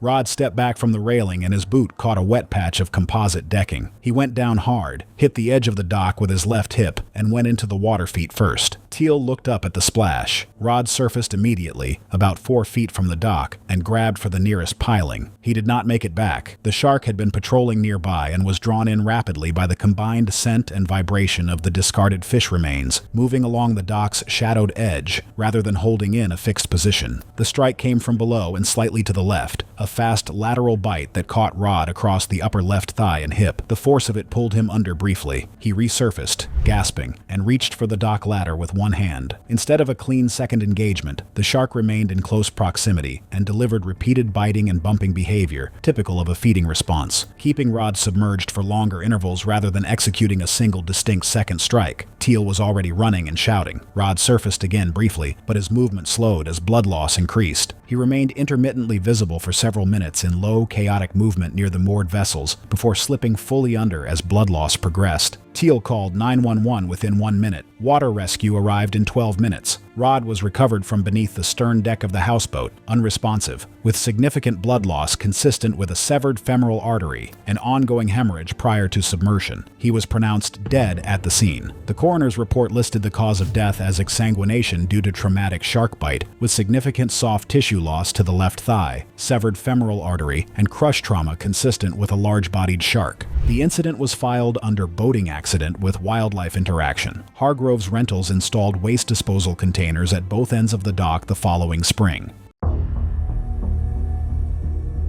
It was October 11, 2014, and the early spring warmth had drawn a pride of 11 lions to a patch of flattened grass alongside a paved loop road inside a self-drive game reserve in South Africa's Limpopo province. The rules were posted at the gate, printed on every ticket, and repeated on signs throughout. Windows mostly closed, doors locked, no exiting vehicles in predator zones. Denica Ashgrove was a 38-year-old marketing consultant from Brisbane, Australia, traveling through southern Africa with her partner, Warwick Ashgrove, 41, a commercial pilot. The couple had entered the reserve shortly after the gates opened, joining a queue of vehicles moving slowly along the loop road. Their rented SUV offered elevated seating and clear sightlines through tinted windows. The Lion Pride was visible from over 200 yards, and a cluster of approximately 15 vehicles had formed along the road, maintaining the required closed window distance. Several lionesses and young cubs lay in the grass no more than 20 feet from the pavement, with an adult male resting slightly farther back beneath a thorn tree. The Ashgrove's vehicle reached the front of the cluster. Warwick stopped the SUV alongside the nearest lionesses. Denica lowered her window fully on the passenger side to photograph the animals without glass reflection. A vehicle behind them flashed its headlights in warning. A reserve employee in a marked vehicle approximately 4 cars back began moving forward. What happened next was described by multiple witnesses in adjacent vehicles. Denisa opened the passenger door and stepped 1 foot onto the pavement, her camera raised, leaning out of the vehicle to photograph the cubs lying in the grass less than 15 feet away. Several witnesses reported that the nearest lioness, which had been lying flat with her head down, raised her head the moment the door opened. African lions are apex predators, with adult females weighing between 265 and 395 pounds and possessing explosive acceleration over short distances. Lionesses are the primary hunters of the pride, evolved for ambush attacks that rely on a short, devastating charge from concealment or rest. A lion's claws can exceed 2 inches, and their bite is powerful enough to crush bone, targeting the throat and neck of prey to achieve suffocation. Lions habituated to vehicles treat them as neutral objects, but a human figure separating from a vehicle's silhouette can trigger a predatory or investigative response. The transition from a resting lion to a charging one can occur in under 2 seconds. The lioness covered the distance in a single explosive burst. Witnesses described her as moving from flat on the ground to full stride in an instant. She struck Denica before the door had fully opened, the impact knocking her from the vehicle's running board onto the pavement. The lioness's jaws clamped around Denica's neck and upper shoulder, canines penetrating deep into the throat. A second lioness was on her feet and moving toward the commotion within seconds. Warwick lunged across the center console, grabbing Denica's arm and attempting to pull her back into the vehicle, but the lioness held its bite as Warwick struggled, her weight making retrieval impossible. The reserve employee arrived within 1 to 2 minutes, using his vehicle's horn and engine to drive the lioness's back. The lioness released only when the vehicle pulled alongside, and the horn blasts became sustained. By the time the animal retreated, the injuries to her neck and throat were catastrophic and consistent with a fatal bite. Emergency medical services were dispatched, but faced a 30-minute drive from the nearest town. Denica Ashgrove was pronounced dead at the scene, on the pavement beside an open car door, as the Pride lingered nearby, some still resting while others remained alert. The investigation concluded that Denica had opened the vehicle door and partially exited in direct violation of the reserve's posted regulations. Multiple witnesses confirmed the sequence of events. The reserve issued a public statement reiterating that predator zone rules exist to prevent exactly this outcome. No action was taken against the lions.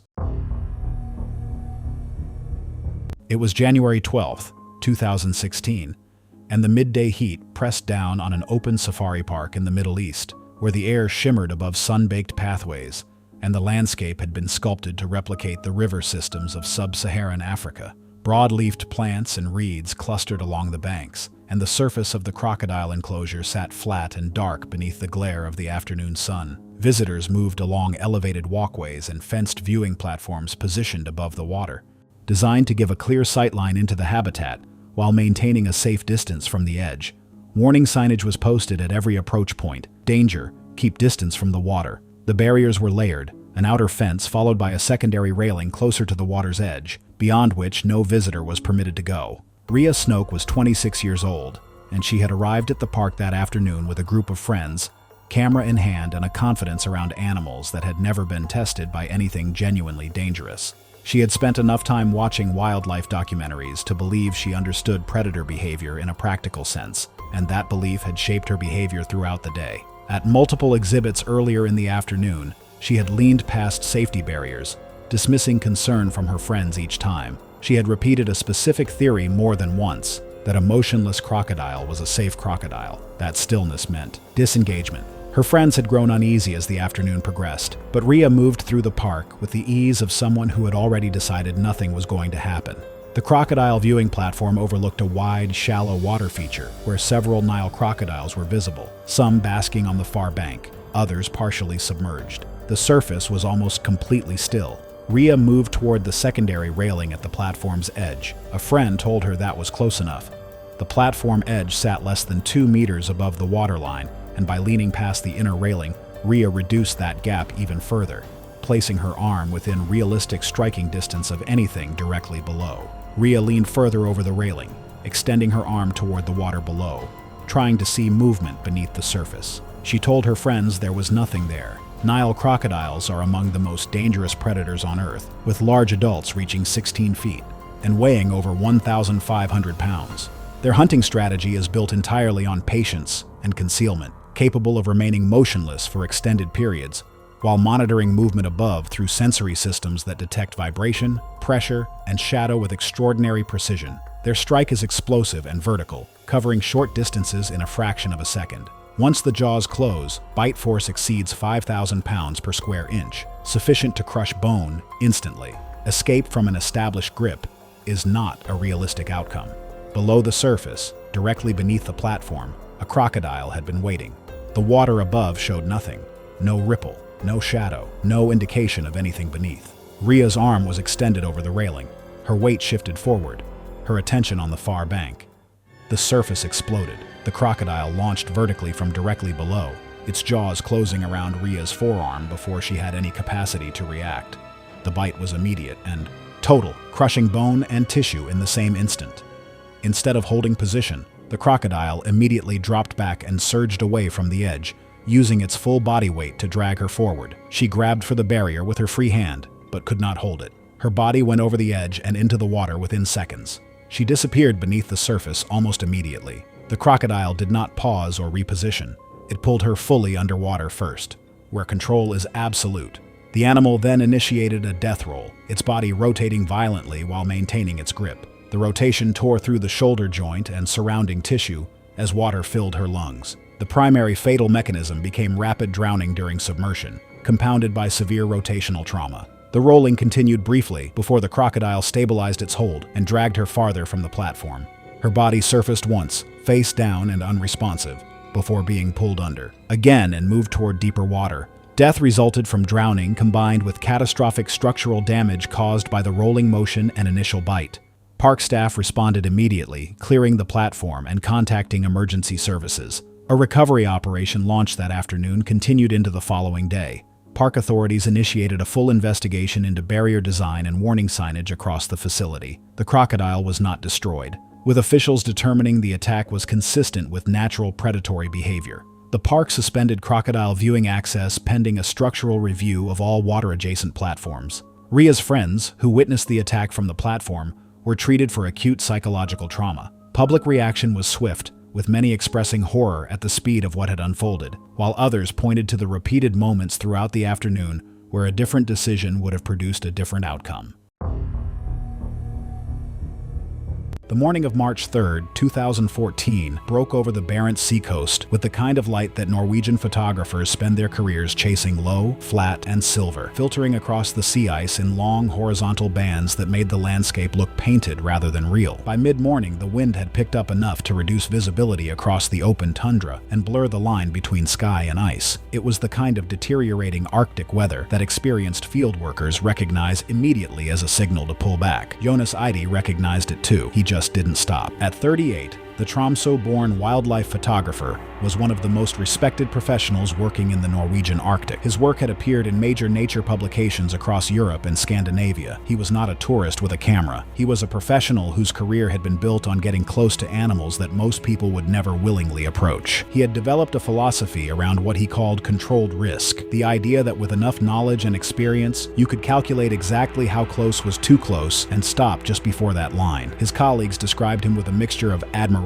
and unease. Brilliant behind a lens, they said, but he always pushed, and he had always walked away. That record of survival had become, without him fully realizing it, the most dangerous thing about him. That morning, Jonas and his assistant Eric had been tracking a polar bear moving along the coast, a visibly malnourished adult, its frame gaunt beneath yellowed fur, moving with the focused energy of an animal that had not eaten properly in days. Both men carried signal pistols, flare guns capable of deterring a bear at range, and their rifle was secured on the snowmobile roughly only 300 meters back, standard field practice, enough deterrent for most situations, under most conditions. At some point during their approach, the worsening wind had pushed them further from the snowmobile than either man had fully registered. The bear was close, the light was still workable, and Jonas made the decision to continue on foot. He still had the signal pistol. He believed, with the full weight of his experience, that he understood what this animal would do next. What Jonas had perhaps allowed himself to forget is that a malnourished polar bear is a fundamentally different animal from a well-fed one. A bear that has not eaten in days does not observe from a distance and decide. It detects, assesses in seconds, and moves. And in deteriorating visibility, with wind carrying scent unpredictably, the distance Jonas had calculated as safe was not the distance the bear was working with. The bear detected him faster than expected. It paused briefly, perhaps 30 seconds, then began closing the distance with a directness that left little ambiguity. Jonas raised the signal pistol and fired. The flare discharged into the wind and detonated well off to the left of the bear. The animal flinched and slowed. For a moment, it seemed like it might turn. Eric, positioned roughly 50 meters behind, began shouting and waving his arms. The bear registered him briefly, then refocused on Jonas. The hesitation lasted only seconds. Jonas had no second flare loaded in time. The attack, when it came, was fast and overwhelming. Whether it was predatory or defensive, investigators later said they could not determine with certainty. The physical evidence was consistent with both. Eric ran toward them, still shouting, and the commotion was enough to cause the bear to disengage and move off into the deteriorating visibility. Eric reached Jonas within minutes and radioed for emergency assistance. Jonas was conscious when Eric reached him, but his injuries were severe, the kind that the open tundra, 300 meters from a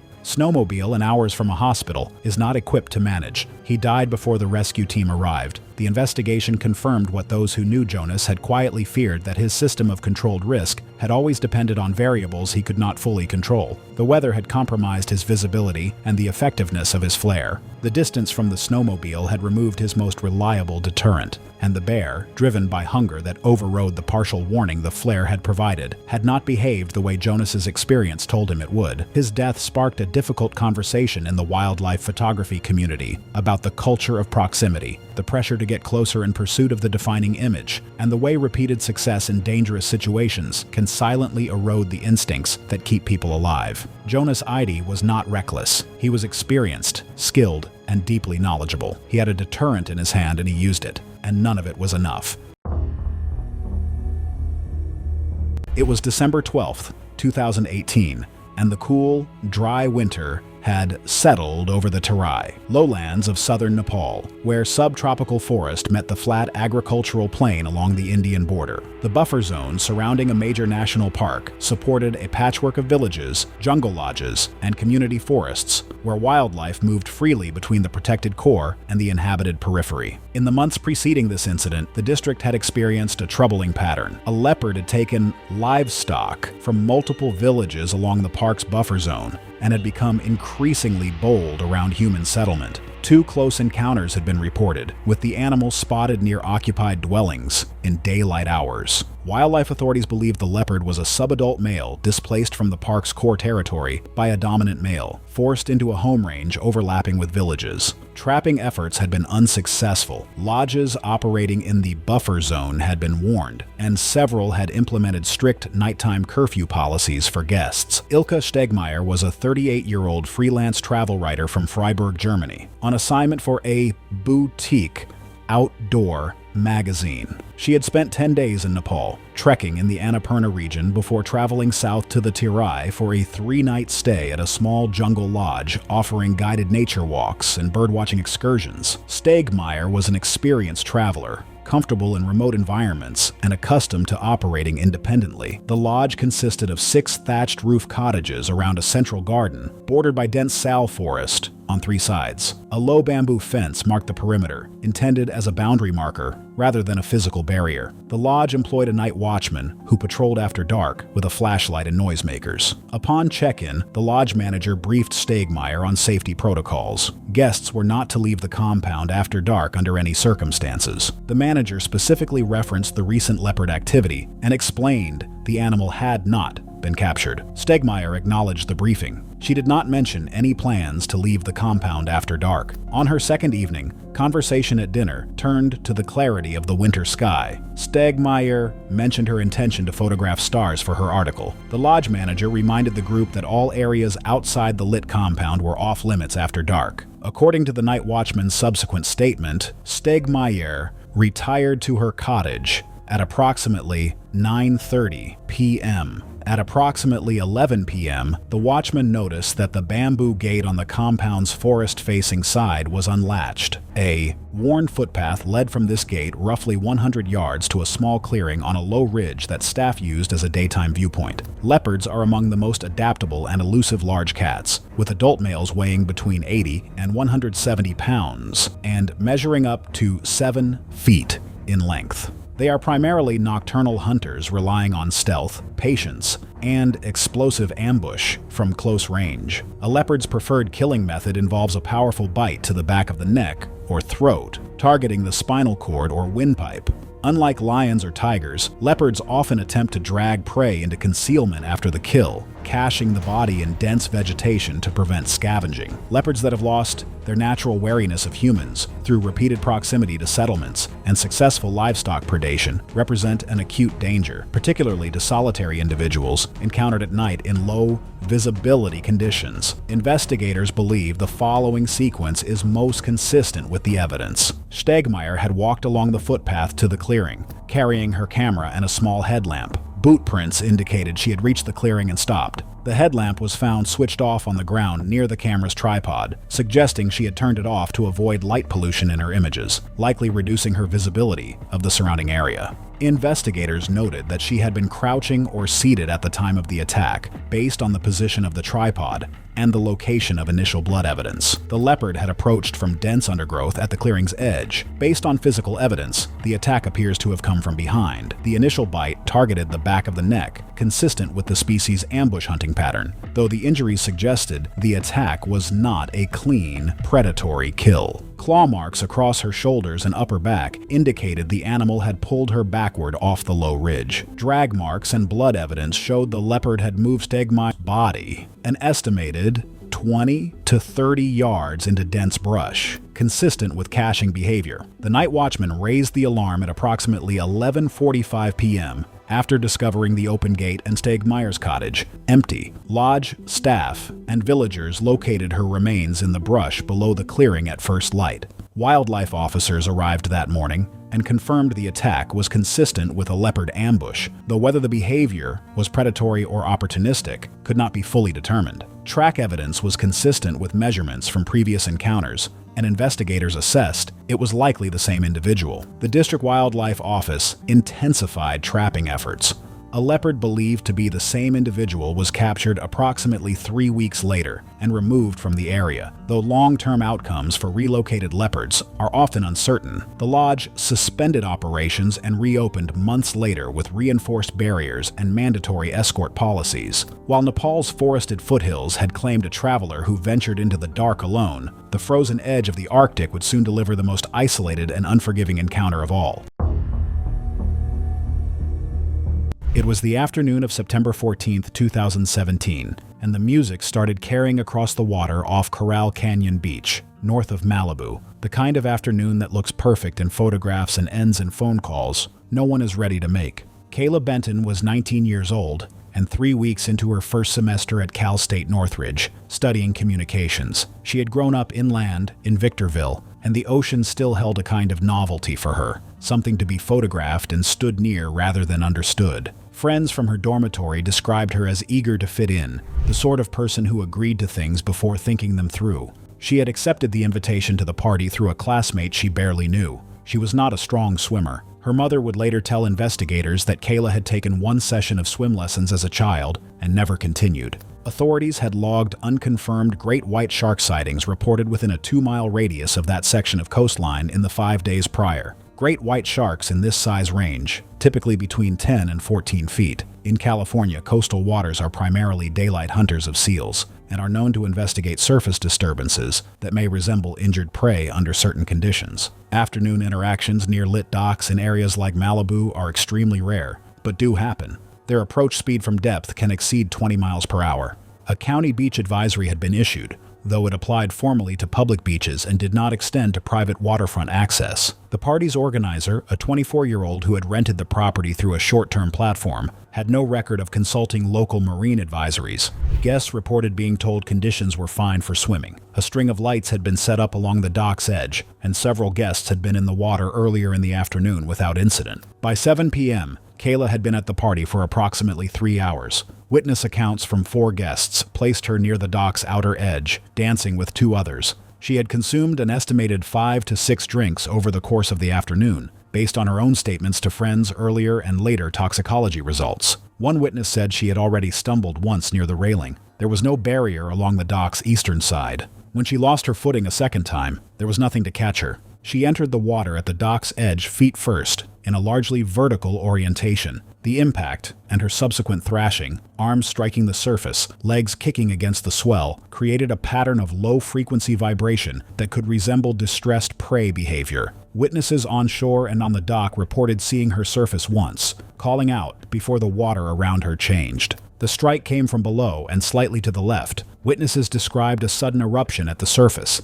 not a breach, but a violent turbulence in the water. The shark, later estimated by responding marine officials to be between 11 and 13 feet based on wound analysis, made contact with her lower torso and upper left leg. The bite was likely a single, forceful event, though exact sequencing could not be confirmed. She was pulled beneath the surface immediately. She came back up once, roughly 8 feet from where she went under. Witnesses described her as disoriented, making no intelligible sounds, though exact accounts varied. She was face down within seconds. The water around her was dark. She did not surface again. A guest called 911. Coast Guard units arrived immediately, but despite an immediate and organized search pattern, Kayla was not located. A partial recovery of remains was made by a Coast Guard dive team 4 days later, approximately 3 miles northwest of the incident site. Coroner findings noted catastrophic traumatic injury to the pelvis and left femoral structures consistent with a large marine predator bite, though exact reconstruction of a single event attack could not be definitively established, with evidence of post-mortem aquatic displacement. Cause of death was listed as exsanguination following suspected shark predation. The dock was decommissioned by the property owner within the week. Nearby public swim zones were temporarily closed. Kayla's parents drove from Victorville to Malibu the morning after the calls began, first to speak with deputies and later to meet Coast Guard personnel handling the search. Her mother remained there through the recovery.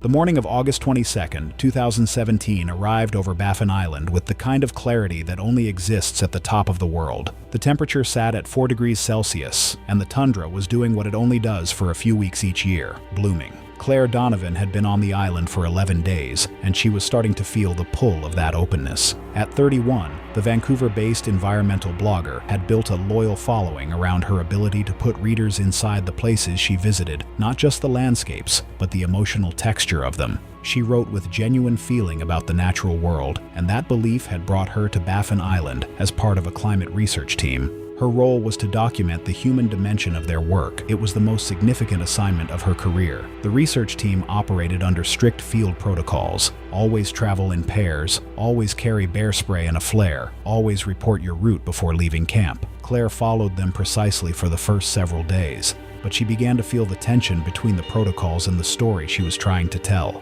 The paired movement requirement meant she was rarely alone with a subject, and the footage felt crowded and self-conscious. She began making small adjustments, brief moments of separation, a few extra minutes away from her partner to capture a particular angle. Her assigned partner Tom noticed but said nothing. On the morning of August 22nd, moving along a section of tundra roughly 2 kilometers from camp, Claire spotted a set of tracks in the soft ground near a rocky ridge. She told Tom she would catch up in a few minutes and moved toward the ridge alone. She had her bear spray clipped to her hip. The tracks were large and deeply pressed, the kind of impression that comes from significant weight, moving at a deliberate pace. She estimated they were several hours old based on the slight weathering at the edges. She was wrong. What the tracks alone could not tell her is that polar bears are among the most energy-efficient large predators on Earth. When food is scarce, they find a sheltered position, lower their metabolic rate, and rest for hours, leaving almost no trace of their presence. They do not move, do not vocalize, do not betray themselves in any way until something enters their immediate space, and when that happens, the response is not gradual. A polar bear can go from completely motionless to a full charge in under a second, with forepaws capable of delivering a blow with the force of a small vehicle. The tracks were fresh. The bear had settled on the far side of the ridge to rest. When Claire crested it, the bear was less than 12 meters away. She reached for the bear spray on instinct and discharged it, but at that distance, in a light crosswind, whether the spray deployed fully before the bear made contact could not be determined from the evidence recovered afterward. Her camera was found on the ground near the top of the ridge, its lens cracked, damaged in a way consistent with being dropped or struck. Tom realized something was wrong when Claire failed to reappear after 10 minutes. He found the camera and radioed camp immediately. The response team reached the site as quickly as the terrain allowed. The ground was uneven, and a low fog had settled into the valley that morning, adding several minutes to the response. Claire was alive when they arrived, but her injuries were critical. She was airlifted from the island, but did not survive the journey. The team leader wrote in his incident report that the margin between safety and catastrophe in polar bear territory is not measured in hours or even minutes. It is measured in the seconds it takes an animal to cover 12 meters. Claire had done almost everything right.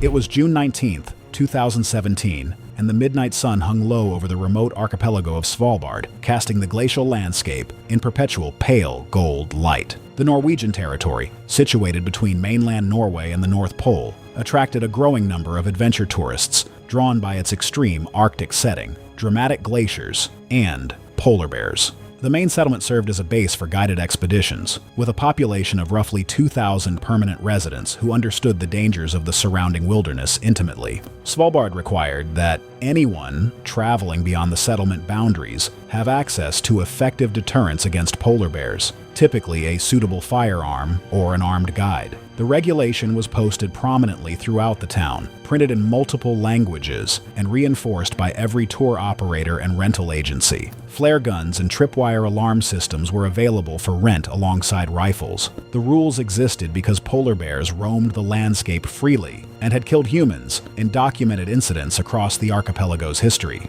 Emmerich Pro was a 28-year-old outdoor adventure photographer from Chicoutimi, Quebec, who had built a growing portfolio documenting extreme northern landscapes. He had spent time in northern Canada, Iceland, and Finnish Lapland, developing confidence in cold weather environments that he considered transferable to any Arctic setting. Prue had arrived in Svalbard 4 days earlier, joining 2 guided glacier excursions, during which armed guides accompanied the group at all times. On both outings, no bears were sighted, and Prue had commented to fellow travelers that the rifle requirement seemed excessive for the summer months. On the morning in question, Prue left the settlement on foot without a rifle, flare gun, or guide. His planned route, based on phone data, followed a coastal trail heading northwest along the shoreline toward a glacier front approximately 4 miles from town. The trail was not within the settlement's safe perimeter. Other hikers that morning were traveling in groups with armed guides. Polar bears are the largest land carnivores on Earth, with adult males commonly exceeding 1,000 pounds and reaching lengths of over 8 feet. Unlike most bear species, polar bears are active predators that may treat humans as potential prey, particularly when natural food sources are scarce. Their hunting strategy involves patient approach across open terrain, closing distance before launching a short, explosive charge. Despite their size, polar bears can sprint at speeds exceeding 25 miles per hour. Their massive paws, spanning over 12 inches, deliver devastating blows capable of incapacitating prey instantly. In summer months, when sea ice retreats and seal hunting becomes difficult, polar bears increasingly patrol coastal areas and are more likely to investigate and approach humans as potential food sources. According to the investigation conducted by the Territorial Governor's Office, Prue had traveled approximately 3 miles from the settlement when the encounter occurred. The bear, a mature male estimated at roughly 1,000 pounds, had been moving along the shoreline in the same direction, likely patrolling for washed-up marine mammals or seabird colonies. Investigators believe the bear may have detected Prue from a distance across the open, treeless terrain and may have begun approaching. The landscape offered no cover. The coastal trail followed a flat gravel beach backed by the low, barren hills. Without a rifle, flare gun, or even bear spray, Prue had no deterrent available. Phone data suggested a sudden deviation from the trail, indicating he may have become aware of the bear and attempted to move away. But on open Arctic terrain, with no trees, structures, or elevation to reach, the distance between them would have closed quickly. Evidence at the scene, examined by police and wildlife officers, indicated a brief pursuit following a rapid closing of distance, then a violent confrontation. The bear had knocked Prue to the ground and inflicted catastrophic injuries to his head, neck, and upper body. Investigators assessed the attack as consistent with predatory behavior, though the exact sequence could not be fully determined. Death was determined to have occurred rapidly from the severity of the trauma. Prue failed to return to his accommodation. By evening, a search party, organized by the governor's office and local volunteers, located his body the following morning, approximately 3 miles along the coastal trail. The scene confirmed the injuries were consistent with a polar bear attack. Equipment and personal belongings were scattered across a wide area. The territorial governor launched a formal investigation. Authorities confirmed Prue had left without carrying or having immediate access to effective deterrence, as required for travel outside the perimeter. The bear was not immediately located. Authorities issued a heightened alert for the coastal area, and a bear matching the description was later euthanized after repeated approaches toward human activity. The investigation concluded that Prue had traveled through active polar bear habitat without any form of deterrence, and that this left him with extremely limited options when the encounter occurred. It was October 14th, 2018, and the Red Sea off Sharm el-Sheikh glittered under a mid-morning sun that turned the water the color of hammered copper near the surface, the kind of beauty that has always hidden its most patient killers. Nadine El Masri was 27 years old, a Cairo-born photographer's assistant turned social media model. She was not a celebrity, but she worked with the precise calculation of someone who intended to become one. Her content was niche, underwater fantasy shoots, often in elaborate costuming, that she funded herself through freelance makeup work between trips. The mermaid tail concept had performed well for her previously in the shallow pools of a Hurghada resort, and she had traveled to Sharm specifically to recreate the shoot in open water, against a natural reef backdrop that no pool could replicate. That morning, visibility had been approximately 60 feet, which was acceptable. What made the location quietly dangerous was its proximity to deeper pelagic water, open ocean that begins almost immediately beyond the reef shelf's edge. Nadine's photographer, a freelancer she had hired for the day named Tarek, remained on the surface support boat reviewing memory cards as she descended to about 22 feet, just beyond the reef shelf for open water light. The silicone mermaid tail locked both legs together from the waist down, allowing only slow movement through full hip rotation and making quick direction changes impossible. A slight current shift had reduced visibility to around 35 feet. She was alone and outside the boat's immediate visual range. Depth combined with a solo dive and no in-water spotter significantly increased risk, as emergency response would be delayed, and there was no immediate visual safety backup to detect hazards or assist ascent. Oceanic white-tip sharks are known to follow prey and current into shallower zones under specific conditions, though this remains infrequent and unpredictable rather than routine behavior. They average 6 to 8 feet in length and weigh between 130 and 170 pounds. Their pectoral fins are long and rounded, built for slow, deliberate circling. They are investigative feeders, methodical, persistent, and capable of maintaining interest in a target through repeated passes before committing. The shark appeared on the dive camera footage as a pale shape in the lower left of the frame at 11:23 a.m. It circled at a distance of roughly 25 feet, moving in slow, wide passes with the unhurried economy of an animal that was not alarmed but was assessing. It made multiple passes over approximately 3 minutes. Nadine's body position on the footage shows no significant reaction during this period. She was facing the camera toward the surface and likely did not detect it. On a subsequent pass, the shark closed the distance without acceleration. There was no approach charge. It contacted her laterally at the right hip and upper thigh, its jaws engaging and releasing in a single motion that lasted less than 2 seconds. The bite tore through the silicone tail and into muscle and superficial femoral tissue. The force of the contact rotated her body sideways and disrupted her buoyancy, causing an uncontrolled lateral drift. She lost her mouthpiece briefly. As she reached for it and attempted to ascend, the shark made a second brief contact against her lower body. She then stopped moving in any coordinated way. Tarek noticed a sudden loss of stable video feed from the wrist-mounted camera,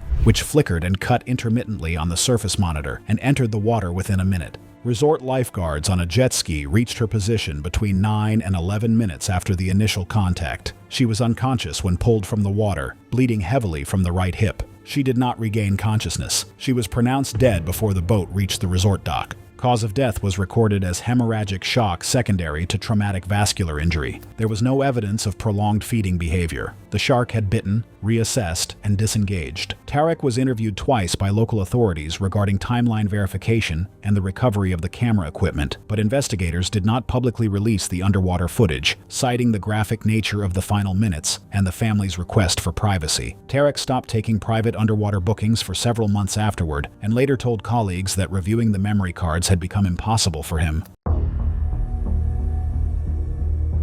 It was September 9th, 2018, and the late morning crowds were already thick at a large metropolitan zoo in the United States, where the air smelled of popcorn and cut grass, and the distant calls of exotic birds carried across the open pathways. Families moved between exhibits in the warm September sun, the atmosphere relaxed and unhurried. The chimpanzee enclosure was a substantial habitat designed to replicate dense vegetation and rocky terrain of Central Africa, with a barrier system that included a wide outer railing and a significant drop into a moat-like enclosure below. Signage was posted clearly along the perimeter. The barrier was not subtle. It was not easy to misread. Corby Smith was 19 years old, and he had arrived that morning with a group of friends with a specific goal in mind. He was not there for the animals. He was there for content. He had spent months building a social media presence around stunts and boundary-pushing behavior, identifying the enclosure as the backdrop for attention online. He had made multiple attempts to climb the outer barrier earlier that morning, drawing warnings from visitors and at least one zoo staff member who had instructed him directly to step down. His friends kept their phones raised, treating each warning as part of the entertainment. Corby said more than once that the footage was going to blow up. He focused on the camera angle, not what was on the other side. Zoo staff member issued another direct warning as Corby climbed again. He laughed it off and pulled himself onto the inner ledge, balancing above the drop. He adjusted his position, phone raised, leaning for a better angle. He almost lost his footing once and caught himself. Rather than stepping back, he leaned further. His footing failed. Common chimpanzees are highly intelligent, social primates capable of extreme aggression during territorial or perceived threat situations. Adult males can exceed 100 pounds, but possess strength disproportionate to their size, with powerful jaws and a tendency to bite and tear soft tissue. Attacks escalate quickly into sustained mauling. Corby dropped into the enclosure and hit the ground hard. The nearest adult male chimpanzee reacted instantly, vocalizing sharply as others turned, then charged. He closed the distance in seconds before launching onto Corby. The chimpanzee grabbed his arm and shoulder, biting down and pulling while using its limbs to control him. Corby screamed as he was dragged across the rocky floor. His head struck the ground hard on the first impact.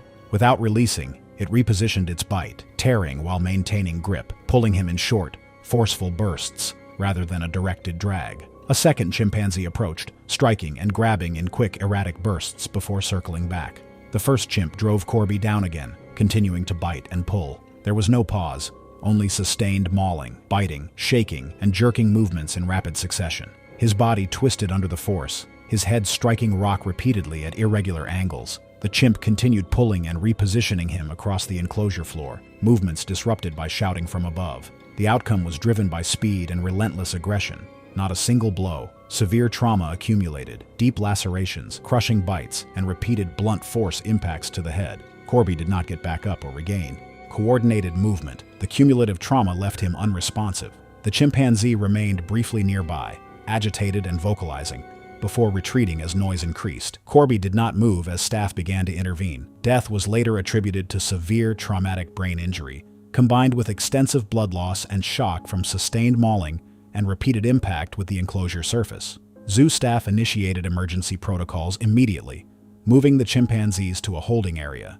Emergency services entered and reached Corby, but he was unresponsive. He was pronounced dead at the scene. Local authorities conducted a formal investigation, reviewing footage that captured the sequence, including prior warnings.